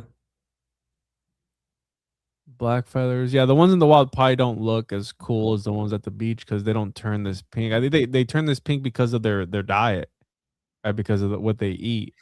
So, They're usually pretty pink, but yeah, it varies. right. But yeah, I did see something about the flamingos returning to Florida. These are the 12-hour vortices, and then just different things that happen in the Bermuda Triangle, right? Compass anomalies where we have flights that are their instruments start going wild. There was a conspiracy for a while. Again, it hasn't been confirmed by the official records. It might be suppressed, but that Flight 19, the pilot at one point was like, said something over the radio along the lines of, I'm paraphrasing, like, "Oh, there's a light or something like that, blah, blah, blah." It's like, "Oh, it's coming towards me." And then radio silent, like almost like, again, insinuating like a UFO or something happening, to them. Navigation becomes an issue. Compass anomalies. Yeah. We have electric fog, which this guy apparently, Bruce Grenon, said that he had encountered this electronic fog in 19 something other in his aircraft, right? So this guy who did a talk in, where the hell was this at? The Florida Keys or something. This was recently too, 24. He did a talk about it. He's like, he's the guy who survived the Bermuda Triangle. So we got to get this guy on the show to talk to him about what it was like flying through the Bermuda Triangle. But he says essentially it was like a wormwormle. Let's see if he can survive a picture of Sydney Sweeney without makeup. Let's see what he's really made of. So he said that he had traveled further than he should have, blah, blah, blah, again, electronic fog. Almost like ball lightning. Maybe that's what happens when you touch ball lightning. Does anybody know what happens? I mean, has that been studied? Do we teleport to another dimension or like what? Ask your mom. She was poking my ask your mom. Ask your mom. Night. Yeah. Don't they call? All right. Your No. mom knows what I'm gonna be ball respectful. I'm gonna be respectful. Okay. Time warps. Again, things I like this idea where things maybe get sucked into another dimension or another time. A wormhole of sort, right? Isn't that what they called your mom in high school? The wormhole. I couldn't help it, bro. I couldn't help it. When you said sucked into another dimension, I said pause. Yeah. Hey, yo, yeah. And we have the MH370. I don't know. Have you heard about this particular plane? Have you seen this video? Yeah, I've seen that. Yeah. So there's this guy, Ashton Forbes, who he like swears this is real. I think it's fake. I don't think it's real. Okay, but I've seen briefly. I'm not going to call this a UFO thing. I've seen not the one where it's 3, but I've seen a UFO where it's like 2 ends instead of 3 or 2. Like a tic tac or points. Like 2 balls together. Yeah, it's like that triangle shape, how they go around the plane, except it was only 2. So it was like, yeah, kind of slingshotting a little bit. So there's some shady stuff about this one because allegedly, right, they claim that this is some sort of technology by the government because some people on board had some stake in like NVIDIA, or they had some crazy microchip that they were going to invent, blah, blah, blah, like all this craziness. They've said they've found wreckage of it, but again, who knows, right? But some people do believe that the government disappeared MH370, and there's been a bunch of podcasts and stuff about it. But again, we're never gonna know. And what are you gonna do about it? What if they did this? What are you gonna do about it? Huh? The government disappeared the plane. Now what? You're not gonna do shit, right? So who cares? They disappeared a bunch of people. So we have UFOs and USOs, and this particular video here, I think we've watched it on air before. Is a there are some. This is in Puerto Rico. They're on a boat, and they see this orb underwater. And the guys are talking in Spanish. They're like, "Yo, what is that thing?" We've seen the video. You know which one I'm talking about. Again, Definitely it's like just a Coke submarine. well, what's interesting that in Puerto Rico we have the bioluminescent, the life form when you touch the water, and there's a lot of that. So I'm thinking that maybe this was something underwater, maybe I don't know, a Coke submarine, and it was just lighting up the animals in the water, and it looked like it had light under there.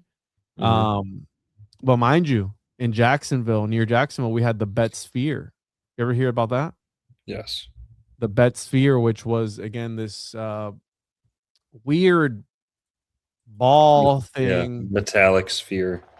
Yeah, weird with the Bet Sphere in 1974, which again, the sphere, I've done an episode on this before too, where it would like move by itself and da da da. But when I look at this, I think of again UFOs and the balls that are flying and stuff. So who knows? It might have been some sort of government thing because it was found near a Burnt government out. base. Low battery UFO. Yeah, UFO that ran out of battery. Atlantis, another connection, and I didn't know about this about Edgar Casey, bro. Yeah. So Atlantis, some people say that it's because of Atlantis, and they have the remnants of their technology still underneath the Bermuda Triangle, and that's why it's zapping things out of the sky. Essentially, this is the quote unquote Atlantis off the shore of Cuba.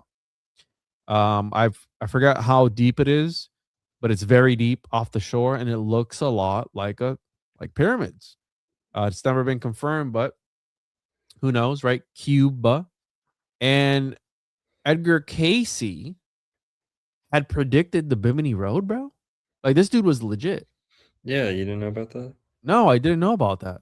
Like I had to look it up. I'm like, what? I was like, seriously? Yeah.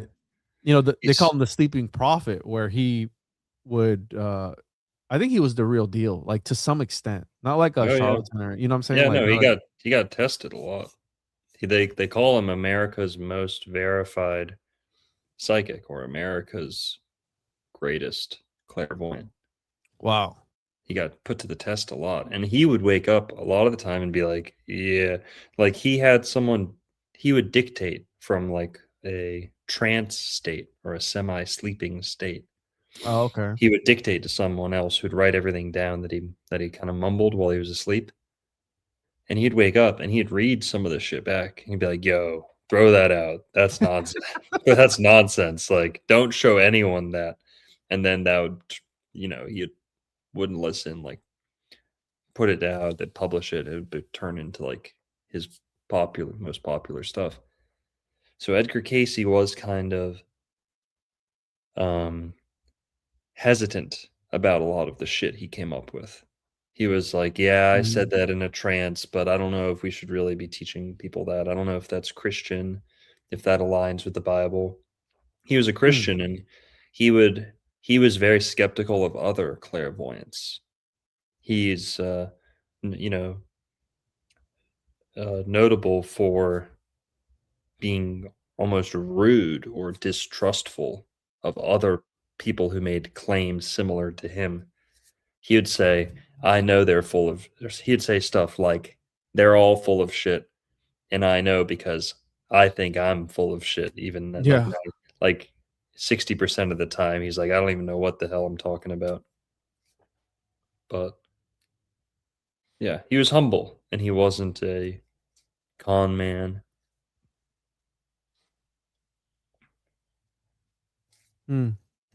Yeah, the guy's off his rocker a little bit. He took the Tengu 7K, but he proved it. There's also no. There's a bunch of videos. I don't think it's real, but I mean, yeah. So we have. I think that was my last slide. Is it? Okay. Yeah, my last slide. So we're good to either do what you said or. All right. Yeah, let's watch this little documentary. We got 530 people in the chat. So to recap a little bit, we talked about what the Bermuda Triangle is. We talked about Sweeney Todd, whatever her name is, and how she's a 2. And then we covered pretty much, Sid. what the Bermuda Triangle could possibly be. Sydney And- Sweeney, more like Sid from Ice Age. That's what she'd be looking like. There's a solar eclipse tonight. Lunar eclipse, Solar. So- Yeah, lunar eclipse. I think. Yeah. Well, here, let's watch this documentary. This is from the good series called In Search of with Leonard Nimoy. I think that's the guy who played Spock on Star Trek. I think. Of course.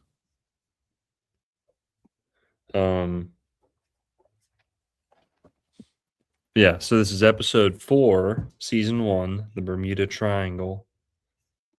In Search of, hosted by Leonard Nimoy. All right, let's hit it. Let me make sure. You got ping for this? No, I'm going to put us in front of the screen and we should be good. I don't think that ever worked though, bro. Whenever you've done that, It works. it does. Yeah. I mean, just talk over a little bit too, Yeah.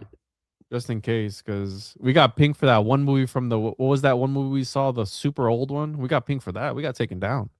Yeah. Whatever.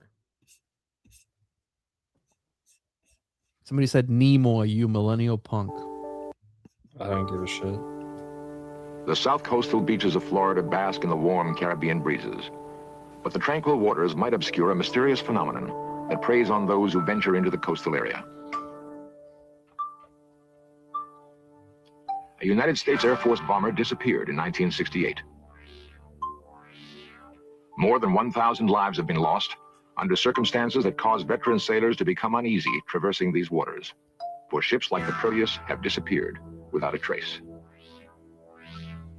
Whatever it is that haunts the waters between the Florida coast, the islands of Bermuda, and the Bahamas has claimed cargo craft like the White Sulphur Queen. In the open waters of the Atlantic Ocean, there abides a phenomenon difficult to explain. A danger zone that seems to swallow ships and planes. Ben Foyle hat with the 199 says, "Go look at the eclipse. It's Satan's ship, not Earth." All right, man. We make sure we get all our medicine this morning. Ben Foyle hat. He's cool though. He's cool. I know. I'm just kidding. Thanks. Yeah. He's a loyal fan, bro. He's just- always at every single stream. So Thanks. Thanks, Ben Foyle hat. Appreciate it.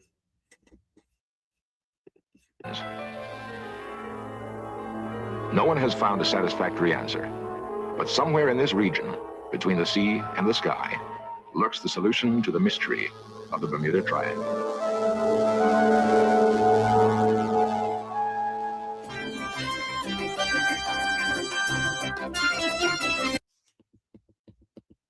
lost civilizations, research.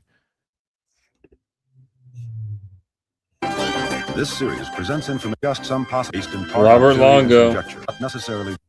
We're definitely getting ping for this, dude. The music, the visuals. The 7th U.S. Coast Guard District protects one of the busiest air-sea traffic lanes in the world. The amount of travel creates a year-round headache for Coast Guard patrols. 3 persons on board is overdue on a fishing trip. Vessels transiting area are... In a year, the district answers more than 10,000 rescue calls, an average of 25 a day. Yeah, we should talk Most a of the little bit calls are over it, routine. bro. Engine trouble, boat aground on a reef. Critique it. Dude, it's fine. We'll just trim it out if we get pinged. It's All fine. right. And normally when we watch videos like this, we don't get pinged.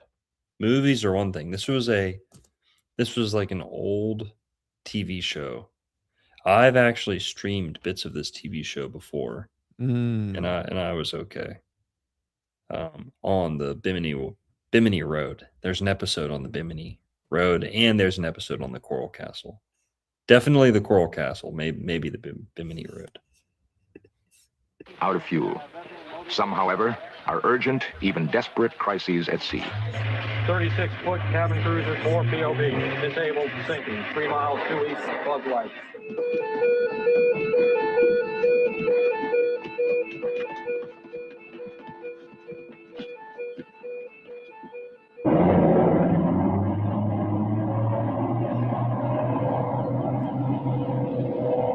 Within seconds of a confirmed emergency, veteran Coast Guard rescue crews head for distressed boats. The greatest number of calls concern overdue boats. Some cases stem simply from the anxiety of shorebound relatives. Others are caused by the vast number of inexperienced weekend sailors, long on daring, but short on navigation skills. And then there are the other cases, the disappearances that cannot be explained. They occur most often in a triangle-shaped wedge bounded by Florida, the Bahamas, and the island of Bermuda, the so-called Bermuda Triangle. The search for a solution to the Bermuda Triangle mystery has been abandoned by some experts who claim there is no mystery. Steve Balls 9906 with the what the hell is this shit? Fucking Australian money. Is that your alt account? Austrian money. What is this? Got them Hitler bucks. Don't say that. Oh, you can play a whole show on the channel, but I can't say that. Kinda, yeah. That is the world we're living in. Oh my. All right. Trim out that part. Jeez, man. Just say Stalin instead. Anytime you want to. He was better, I guess. Right? He's way better. You think so? Was he more based? You can teach a whole class in college on why Stalin was a good guy. Literally. Didn't he kill millions of people as well? They were just the wrong kind of people, or yeah, it was. Huh. Yeah. Interesting. Gulags. They put the Christians in gulags. They starved the Christians. All that stuff. Yeah. Well, whatever. We don't need to talk about it. That's another episode. But all right. So Steve Balls, 33 Austrian dollars says, I love your controversial take. You are right. Sydney Sweeney is a 2. Yep, exactly. Love your streams. Keep going. Keep crushing. Thanks, Steve Balls. Appreciate it. Another 33 Australian dollars. Steve Balls says, you spoke to me with your Virgo stream. Huh. Okay. Must have pretty thick skin then. Well, I appreciate the support. Thanks for being here. I'll try and boy, look at me. I can buy a Jolly Rancher with those 66 Australian dollars. Can buy You're so ungrateful, bro. Just kidding. No, I'm just kidding. Slaving away, bro. American dollars. Okay, we need American dollars. He's fighting those kangaroos off to make this money to give to you, and you're complaining. Wow, 6 million pesos. Wow. This dude just fought off a koala and 13 kangaroos. And kangaroos, bro, I know, they're dangerous. I'm kidding. I don't know. I have no idea if that's more or less than American money, but thank you. I appreciate it. Juan, geez, you don't have to see if you didn't simp so hard, maybe people would actually fucking tip you, Juan. Okay. You can't simp. Bro, I was gone for 9 or 10. I'll go and leave for another 9. I don't give a shit if people pay me or not. Yeah. All right. Come on, you got to show a little. I'm gonna leave for another 9 months. I'll be back in 9 months. Listen, Yeah. man, these girls on all the other pages, they're stripping, they're shaking, they're getting all the tokens. All right, we gotta compete with that. All right. Have at it, bro. It is. Keep making them Jolly Rancher bucks. So, well, thanks, guys. Appreciate the support. Appreciate the money. And that's another thing, Juan, is you can throw $1 million in front of my face. You think I'm gonna give a shit? You think it's gonna be like, wow, boy? As long as it's not Australian, I don't think he'll say anything. So ungrateful. Did I ask for 30? Did I ask for money? I am grateful for it. Pompous, that's arrogant, Longo. whatever. That's being actually grateful. Being fake grateful is laying it on too thick, trying to get everyone else to spend as much money as possible. I don't care about money. I literally don't care. When I'm gone from this earth, one thing that everyone will be able to agree about me, that no one will be able to disagree about, is that I did not care at all about money. At all. Completely powerless over me. I can vouch for that, bro. You are a hippie. I'll give you that. You're definitely a hippie, 100%. Okay. When you grow up like a real trustafarian, okay, money is meaningless. I'm just kidding. I'm not actually a trustafarian. But No, but I'll give you that. You are authentic on that end because I know for a fact. I mean, you were literally living in your van for a long Yep. time. So 4 years. I'll give you that. I'll give you that. Yep. My Patreon is like you can sign up to my Patreon, but it's not even like functional. It doesn't do anything. So people can sign up, but I'm not trying to entice people. Whatever. Blah blah blah. Who cares? Yeah. Will you get strange for change though? That's the question of the hour. Will I get what? Will you get strange for change? Maybe after a couple of drinks, right? I mean, you don't drink, but nope, don't drink. Don't beg for subscribers. Don't beg for money. Yeah, you know what? Unsubscribe from me. How's that? Go ahead and unsubscribe. Yeah, I've done that a couple times. We don't need to prove. We don't need to prove any more points. We don't need them, dude. Just unsubscribe. Turn the bell off. Who cares? Well, I mean, hey, make Mossad's job easier than make it easy on them. They only have to do half their job then if you're already unsubscribe and unnotification. Yeah. Who needs them, right? Anyways. No. Yeah. If I ever take a break again, I don't know. I probably won't say anything. I'll just dip too. No, don't be like that. A lot of people thought I got no, that was a toxic break. We all see right through that. That was toxic. You were waiting for someone to be like, you were waiting for everyone to be like, Juan, please come back, please. No, I can show you my DMs. I mean, and the phone line, the voicemail line. I mean, there's people reaching out and stuff like that. And like for some people, I let them know like I was fine. I was just gone. I was just taking a break, bro. It gets heavy when you're talking about these sort of subjects. You know how it is. Yep. I wake up every every day. I bust my ass for these fucking people. Every day I wake up to tell the fucking truth.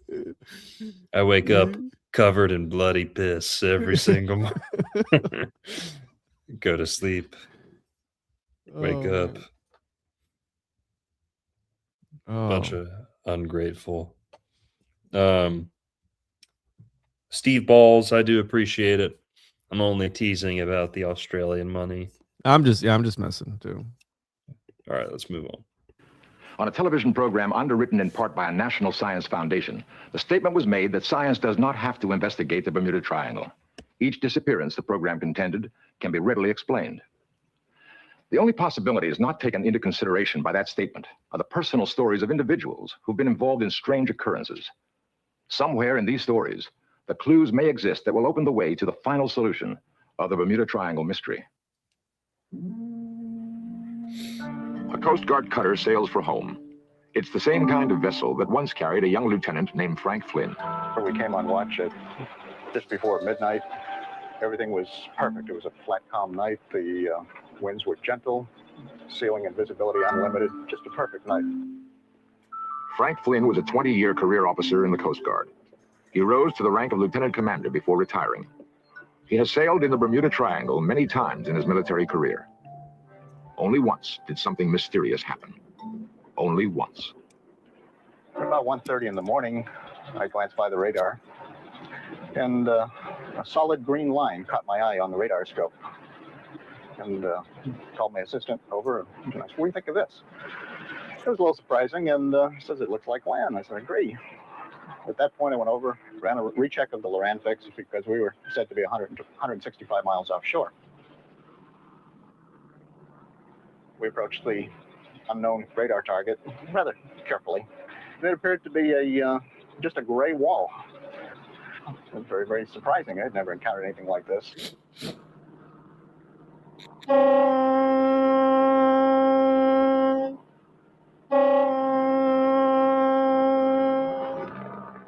Overhead, you could still see the stars, and the seas were still calm. There was no action. Everything was perfect, other than this gray mass just sitting there. Well, I put almost 11 years of my 20-year career at sea. I never encountered anything like it. Nothing. We shined the light up as far as we could, almost vertically, and just didn't seem to be any end to this thing. I was on the port wing of the bridge and looked up at the carbon arc light. I could just barely see a very dull glow. Blow that horn. Oh. Juan's mom be like, Like what? So we oh continued shit. on, and, Oh shit. Yeah, Guys, I'm never here, mind. bitch. Irritation, That's Yeah. right. difficulty in breathing.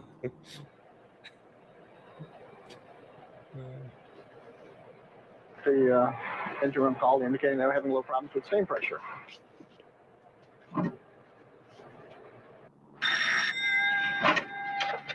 Bridge eye. This had happened before in clear weather. Possibly it happened at that same time. I don't think so. I think that the two things were related. At that point, the Captain Strauch made a determination that he was getting out of there. 200 shaft turn, sir. Very well. He ordered left full rudder. We were going to go back out. And at that point, we broke through. We were on the other side. We're really not sure what we encountered. I don't think anyone is. Talked to some of the nation's leading oceanographers. They offered no real explanation as to what we might have encountered. I don't think it had been encountered before or since. After a long and distinguished career, an experienced Coast Guard officer wonders about a mysterious night in the Bermuda Triangle. There are pilots who have flown countless times through the Bermuda Triangle and experienced no difficulty. Bob Spielman has flown extensively in the Bermuda Triangle. Nothing unusual has ever threatened him, but a plane he owned was involved in a Except for mysterious his event. walk. I loaned the plane to some friends who have flown it extensively, and they flew in the area of Grand Bahama Island. Damn, dude. I guess This guy's Bermuda, dapper, bro. Look at him. Bermuda Triangle can make you gay, dude. you fly right through it. On the way to a further destination. And Involved. Nothing unusual has ever threatened him extensively in the Bermuda Triangle. Nothing unusual has ever threatened him, but a plane he owned was involved in a mysterious event. I loaned the plane to some friends who have flown it extensively, and they flew in the area of Grand Bahama Island on the way to a further destination. The day prior to the incident, by the way, I flew the plane myself into the same area we're talking about with no incident whatever.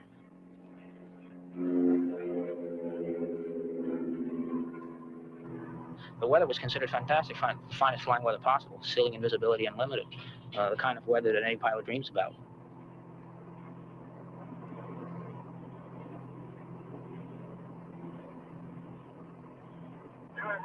And I've been in many situations where communication has been mysteriously lost in this given area, and I just chalked it up to experience. But even after looking into it carefully and looking into all of the gadgetry on board the aircraft, there's no explanation as to why. Atmospheric conditions didn't explain it. Mechanical failure didn't explain it. It just happened. Tower Command 41 Julia Whiskey, estimate 5 southeast, walking 12 inbound over. And then when radio contact with the Miami radio facility, aviation facility, and suddenly contact was lost, and the plane never arrived at its destination. Have you ever ridden in one of those planes, bro?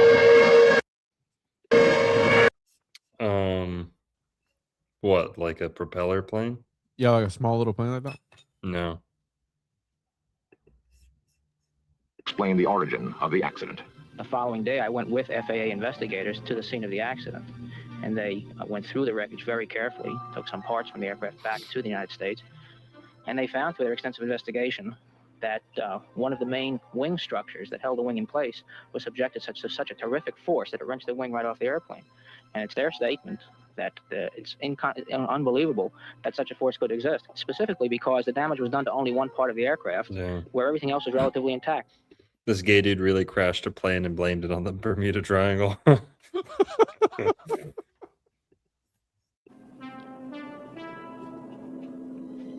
Communications lost, a plane strangely missing. Both stand as consequences of a force that somehow exists. When our search continues, we will seek explanations of the Bermuda Triangle mystery.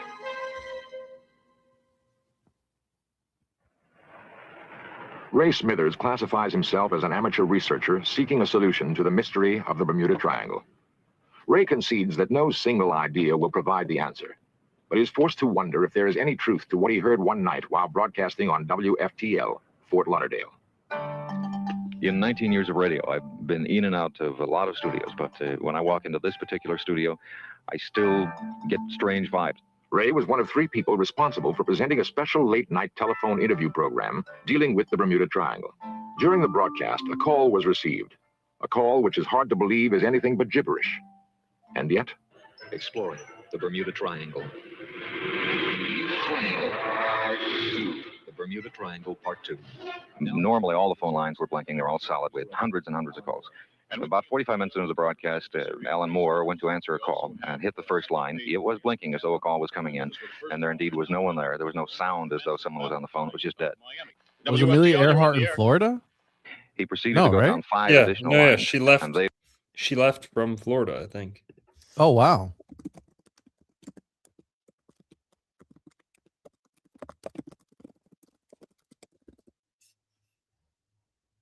Yes, she left from Miami when she started her.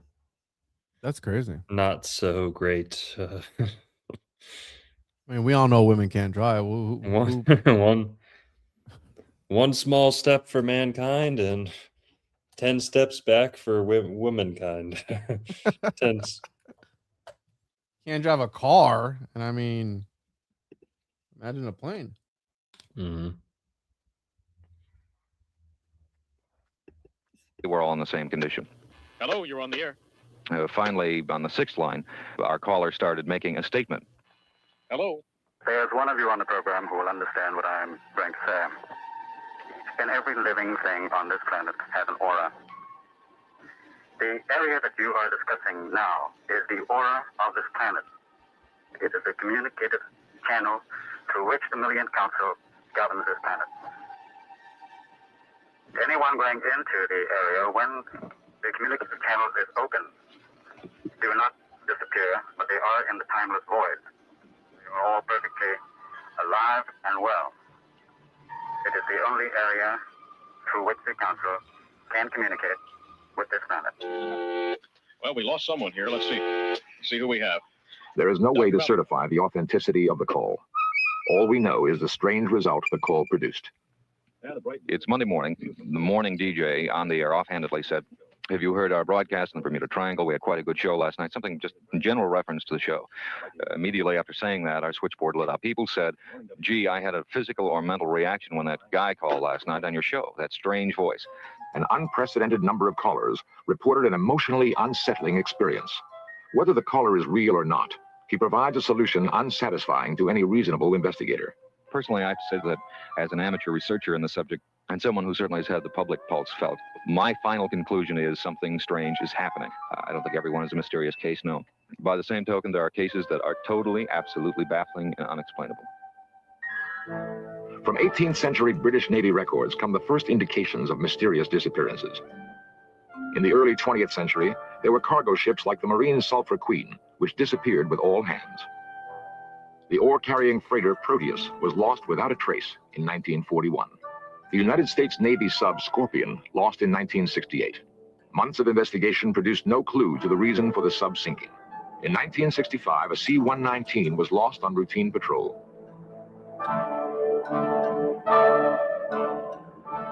And perhaps the best-known disappearance of all, the story of Flight 19, a squadron of Navy planes lost in December of 1945. The squadron had a triangle out east and northeast of us to fly as navigation training. Carlton Hamilton has been deeply involved in commercial and private aviation for 25 years in the area of the Bermuda Triangle. I've had controller jobs What year is this doc from? Miami International Tower.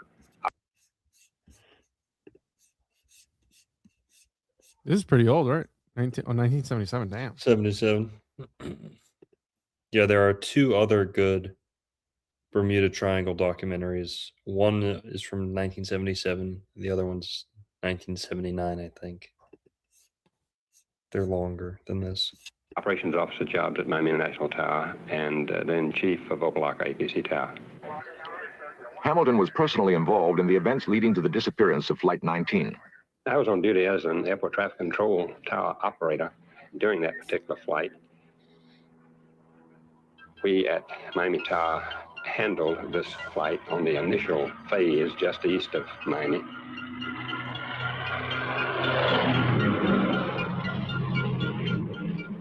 The flight departed on an instrument flight plan. As I recall, the flight went out at 4,000 feet. I believe they were supposed to climb up to 6,000 feet. The weather would be termed generally fair. Both civilian and military control tower operators made contact as the flight departed. Routine instrument flight plan conversation that issues to a flight leader gives the aircraft the authority to fly at a certain altitude or a given altitude, along with the fact that he's going to follow a given course. And generally then the wind, altimeter, and routine things of this nature are issued to a flight of this nature. There was no indication whatsoever that there was anything wrong. And when I lost contact with it, it was never heard from again. 5 planes, 14 men lost somewhere. There should have been a trace. During the rescue attempt, the mystery deepened. Subsequently, a search aircraft, in fact, several search aircraft went out, but one of the PBY aircraft also went down on this search for the fighter type aircraft. Particularly on the PBY, was a just sudden loss of ability to contact aircraft. Got him. To finish of a transmission and then no answer. 250 planes and ships discovered no trace of the missing squadron. For Carlton Hamilton, that fact deepens the enigma of the Bermuda Triangle. They did not ever find any trace of any one of the fighters, nor did they find any trace of the PBY search aircraft. Jeez, everyone was missing. Guys, who we got up in here? Why is that though? Why is it called the Bermuda Triangle and not the Florida Triangle or the Puerto Rico Triangle? Damn right. Damn right. Makes sense to me, Juan. We got to be focusing on problems like that. Like, who's going to rename it? We got to take back the triangle, dude. Goddamn commies. Goddamn commie map makers. So, guys, let me see some oranges in the chat, tangerines in the chat. Who we got up in here? If you want us to shout you out, drop some oranges in the chat. Carter, what's up? Good to see you. Roscoe. He himself survived what can only... CJ Trickstar, what's good? Olaf Land.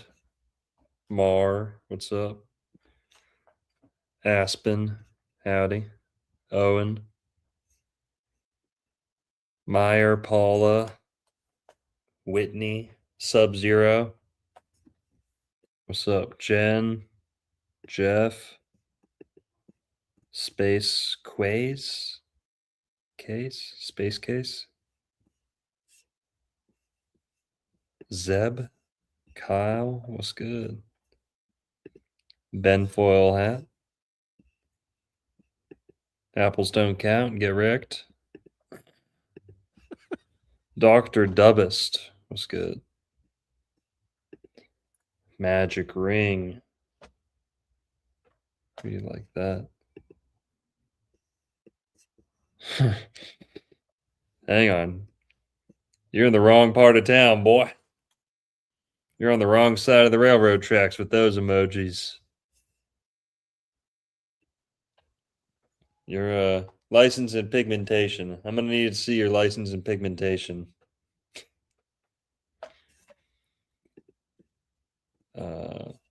What's up? Vintage Love. Mila. Ollie Lewis, what's up? Barbara. Virginia. Alfred.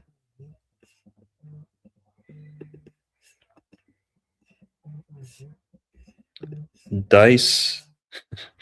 Dice Gay. Good name. Caveman. All right, that's it. Let's get some tortoises now in the chat. Moving Tortoises in the chat. You want to get shouted out? No. Juan meant to say Juan. Sorry, guys. Juan's a little iffy on English. What he meant to say was tortas. Tortas in the chat. Juan's a certified torta pounder. No, I'm a married man. Be termed still another mystery of the region. I have been on one occasion myself flying with a friend in a twin Beechcraft, and we were just offshore of Miami Beach, and we lost all lights and all navigation in the airplane. In many Bermuda Triangle disappearances, the sequence of events begins with a loss of radar and navigation capability. Now, just before we landed, all the lights and the navigation equipment come back on in the airplane, and we've never had any explanation for this, and never found any explanation for it, but this actually happened. Each of the disappearances that has been cataloged in this program has in common an unexplainable element. Does Carlton Hamilton, a veteran of Bermuda Triangle aviation, believe that there is a mystery involved? Yes, I do. I believe that there is something very definitely within that Devil's Triangle. At low altitudes, I don't think that it extends too high above the surface, but possibly 6 to 8, maybe 10,000 feet, and possibly is being created by something under the surface or at the floor of the ocean, has been my theory of it. Somewhere beneath the Atlantic may lie the solution to the Bermuda Triangle mystery.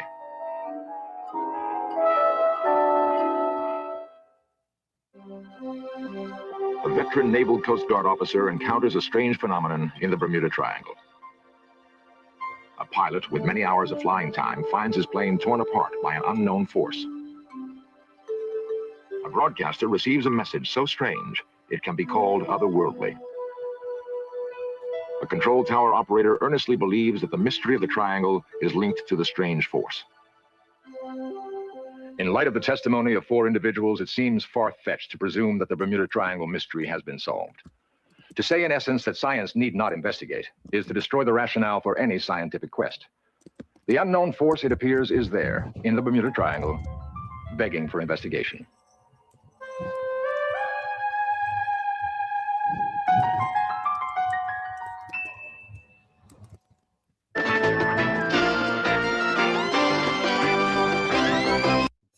We should All make right. that the theme song of the podcast. Should we? Yeah. The 70s. Cocaine's a hell of a drug. All right. All right. down. So, what's the verdict on This- the Bermuda Triangle, bro? This was a shorter documentary. The one that's like an hour and a half long from the 70s is a little better. It gives more like in-person interviews and stuff. There's something to it. Hey, and you know, since we're at the end, I'll throw something out there. Whenever I talk about the Garden of Eden being in Florida, people always ask me, well, what about the angel defending the way back to the Garden of Eden? Didn't God put an angel with a flaming sword there to, you know, prevent people from returning? And maybe, you know, I've got my own explanations for that. And number one, it's not an angel, it's cherubims. cherubims, the 4 fixed signs of the zodiac. I've got a whole lot on that on my channels. But when I think about like this concept of some angel or some force, something guarding the Garden of Eden, almost like an electric fence. The Bermuda Triangle is a little bit like that, isn't it? Almost like a magic doorway that only lets certain people in and casts certain people out forever. Who knows? A little something to that. But also, I like what he said about in that documentary. They mentioned the timelessness about how in this certain place, it seems like a place where time stands still or goes backwards or whatever.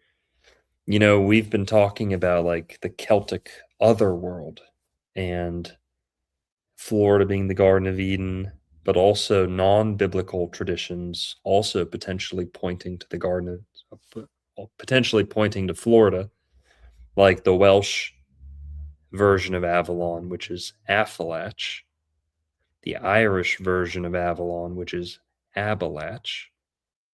Seems like they're talking about America, this land across the ocean where it's a land of apples, it's like paradise, it's Florida pretty much. But there's another angle to that, which is, you know, and it wasn't just the coastal areas like the British Isles, Spain. You know, Greece had Atlantis, Britain had Avalon, Spain had Antilia. Well, earlier, more ancient Proto-Indo-European people, the Aryan, you know, civilizations, they believed in an other world. So very often the other world is like this physical location across the ocean where you can actually sail to and find like the Garden of Eden.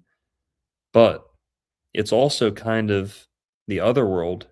On one hand, it is that like tropical paradise across the ocean, but on the other hand, it's also like the dream world, a place that, you know, you can slip into if you hit your head really hard or, you know, something like that. Take too many drugs, you can show up there too.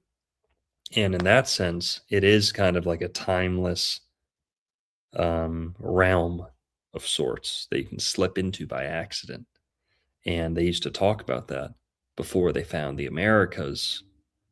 There were all these theories, but you know, the Bermuda Triangle I like because it kind of brings both of those things together. You know, the Bermuda Triangle's here where people were looking for the Garden of Eden and paradise in the Caribbean, but it also fulfills that other side of the other world or paradise where it's more of a realm or a dimension too. So that's my take on it. It's maybe a wormhole of sorts, but I like the Garden of Eden angle.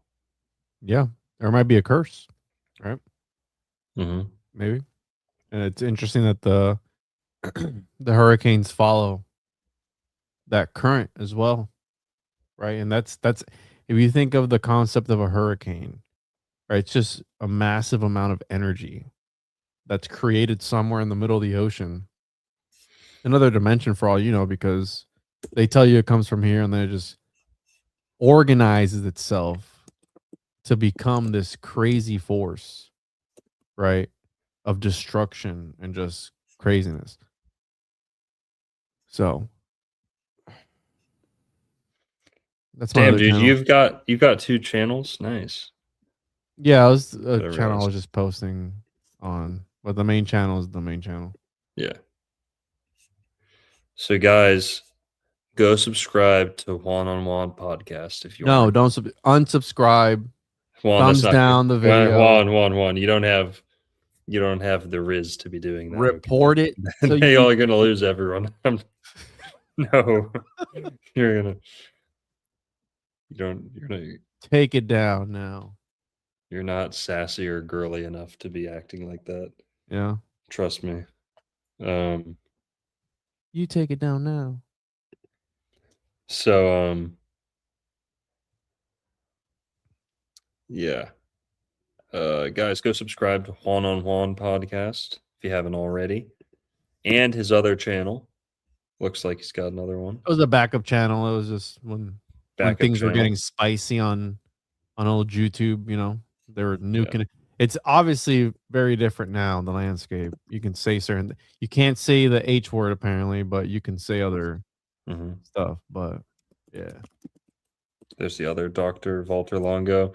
Hey, Dr. Walter Longo, you're welcome. That's all I'll say. Okay. You're welcome for all the clicks I'm getting you. Wait, there's Okay. another Longo? Yeah, this guy is a real doctor whose specialty is longevity, it seems. And he's doing all these shows. Okay. I mean, he does pretty well. I mean, He's stealing your spot though, because they were gonna reach out to you he and they're like, gets wait, views. let's talk to this other guy who's an actual Yeah. doctor and get Yeah. him on the show. There's got to be at least one show that reached out to him thinking it was me, Can you right? come talk about the Garden of Eden in Florida? No Like, what the hell? no one's ever confused me with him. Like no one's ever said to me, "Oh, like longevity, nutrition, whatever." But I'm sure he's heard it at least once. He's a psyop, bro, 100%. They're just trying to take away from Yep. the actual Yep. Longo, and they put this guy in there. Yep. He's my Arch nemesis, bro. No, what do they call it? He's my Disney Frozen. Yeah. He's my Disney Frozen. It's interesting that you said longevity. I mean, that's Garden of, immortality, Garden of Eden. That screams that. Yeah. Look He's at been him. at it longer than me too. 9 years ago, so He's still a psyop. we'll give him respect. We actually sell his book. We sell one of his books here at the bookstore. He has a book. It says Dr. Longo on it. You know why you got that. Well, you're gonna have a book. No, it was soon, here right? before we opened the bookstore. That book was here. You're gonna have your book soon, though, right? I mean, people know about that, no? Yep. Well, they do now. That's coming. Working on it. So not Dr. Walter Longo. We want Dr. Narco Longo. Real McCoy. Guys, subscribe to my other channel, backup channel, Dr. Narco Longo. Hey. I'm gonna post it. That's posted in the chat. Pinned in the YouTube chat.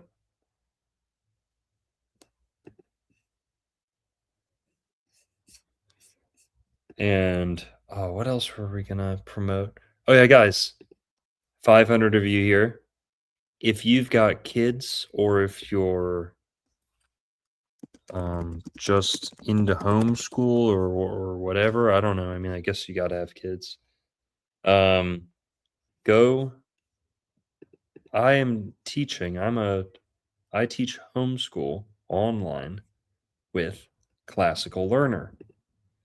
So guys, if you've got kids, you can put them in one of my classes. Last semester I teached never mind. All right, never mind. What Never a mind, teacher. never mind. All right. Keep your kids away from me, all right? Keep your kids far away if you want them to Pause. get their vocab right, But all right. Last semester I taught a class on American history, everything from Columbus, a little before Columbus up to like the Civil War, like the Age of Discovery, pretty much. Damn, bro, nice. And this semester I'm teaching biblical history, kind of like biblical archaeology, like evidence for the Bible, pretty much. And guys, if you got kids, get them signed up. People love Classical Learner. I forget the stats on it, but it's the largest, or there's some superlative that they've accomplished. Very common with the Owen Benjamin community too.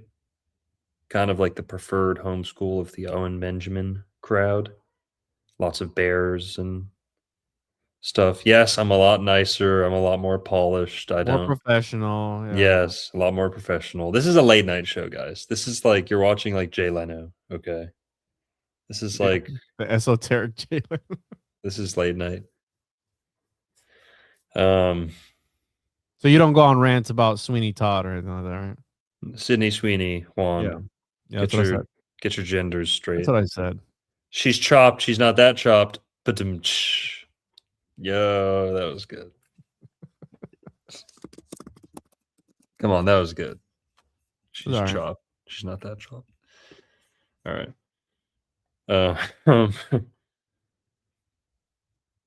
So That's dope though, dude. yeah, guys, go sign up to Classical Learner. New semester is about to start, and I have a link that I'm supposed to use, but I forgot to write that down. But Just put it in the description. Yeah, next time we go live, we'll put out my link. You can get a little bit of a discount on enrolling, I think. Or maybe I just get paid for it. I forget. But Classical Learner, guys, if you get the opportunity, tell them I sent you. And also back to YouTube. Here, the Classical Learner link is in the YouTube chat.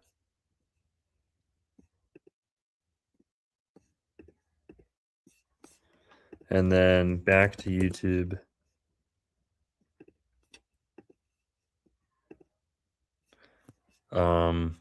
Guys, go check out my most recent video, Jewish Pirates of the Caribbean, Part 6. There is going to be 10 or 11 parts to this series.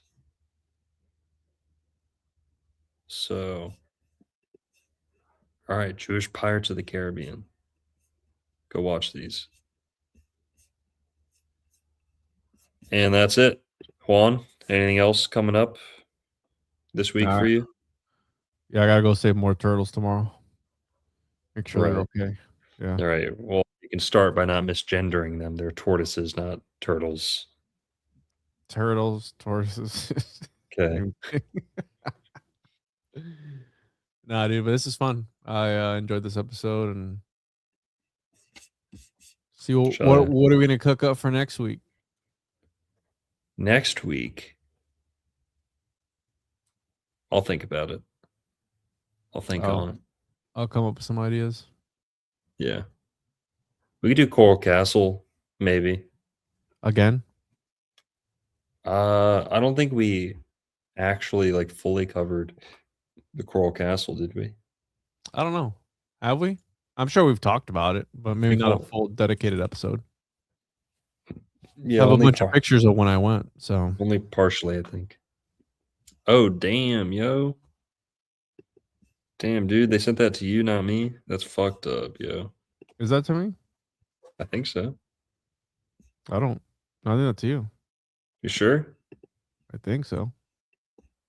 What's that little symbol next to it mean? They're a member. Oh, okay. Here's $40 after YouTube takes their cut. Yeah, unfortunately, something like that. Maybe we'll have to switch over to Chatterbait tokens or something. Maybe the exchange rate is better on the Chatterbait tokens. Can you imagine us live over there, dude? We can going live over there. We can do that, yeah. If we get demonetized on somewhere where we can just switch over to, that gun YouTubers did that when gun channels got taken off YouTube. Yeah, but they went to only clams. Yeah, only clans. They went to onlyclams.com and they were on there. That's hilarious, dude. But now we're good. We're not gonna get we're not gonna get. I mean, we probably will get demonetized eventually again, but maybe not taken down. Who knows? Thank you, Jen. I appreciate it. Jen. Appreciate the 100 smackaroos. Those are USD, baby. Yeah, that's real money. Those are Benjamins, not Australian dollars. That's real fiat money. And you have my word, I will smoke that as fast as I can. I will smoke that to good use. He's gonna cash it out tomorrow. Hey, what's up, man? Can I let's swing by your place in like 5 minutes? Yeah, same. Wait, Some no, of that gopher tortoise kush. Yeah, bro. All right, I'll be over in 5. All right, see ya. Just like, yeah, same amount as last time. All right, see ya. Putting that money straight to work. Just kidding, Jen. Thank you, appreciate it. Maybe we should. Oh, Damn. I think that actually might be my channel now, I think. Is it? is it? I don't know. Well, Juan's hoping it is. Let me check. Oh, that was on my channel. Damn. So she did 100 to you and 100 to me. Is she? Yeah, shout out, Jen. Damn, that's nice. Appreciate that. I won't be smoking that. We won't pretend that it is. It'll go to the Save the Gopher Tortoises Fund. And I'll make sure to get them a good home. Get them relocated. Wait, is one for you? Yeah, one's for me, one was for you. Yeah. Okay. Good. Thanks, Jen. We appreciate it. Yes. Thank you so much. What should we do for that? Should we just start putting our Venmo, or are you allowed to do that? Are you allowed to put Venmo? Yeah. I get people who send me on PayPal and Cash App all the time. They'll send me, money. Like, hey, thanks for the show, or hey, lunch is on me, and some people are super do that. generous. So, but hey, you don't care about the money though, bro, right? So you don't need that. It said send it to the needy in Puerto Rico. We can, yeah, for real. We can send it. Maybe we can start putting our Venmo and Patreon and stuff like on screen. Because I mean, hey, yeah, it's not like I'm dying for donations, but why donate if half of it's not even going to us, Yeah, no, it's pretty bad. So it's pretty bad. I'm grateful, don't get me wrong, but maybe we should put our, all right, I'm just gonna do it next time. If you're telling me we're allowed to do that, I'm gonna put Venmo. Yeah, I have my PayPal and Venmo and Cash App in my descriptions always. So, yeah, no, definitely. We need the funds for when GTA 6 comes out. So we're gonna be streaming that. So we gotta. I don't even have a PS5 or anything. So.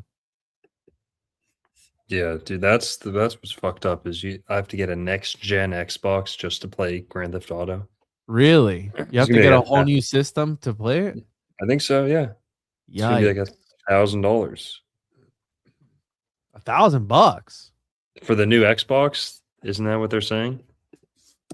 No way, bro. What? You could build a well, you can't build a PC for $1,000, but current Xbox goes for $500 to $800. Yeah, the standard. Yeah, 879 the next gen Xbox that you're gonna need to play Grand Theft Auto 5 is gonna start at $900. Damn, that's crazy, bro. They're scalping us. We might not be able to stream GTA 6. Dude, GTA 5 came out when I was in I was like a sophomore in high school, or like junior in high school. Came out in and fucking Skyrim came out when I was like in middle school. We're still waiting on the next one of those. That's crazy. Yeah, Skyrim's dope.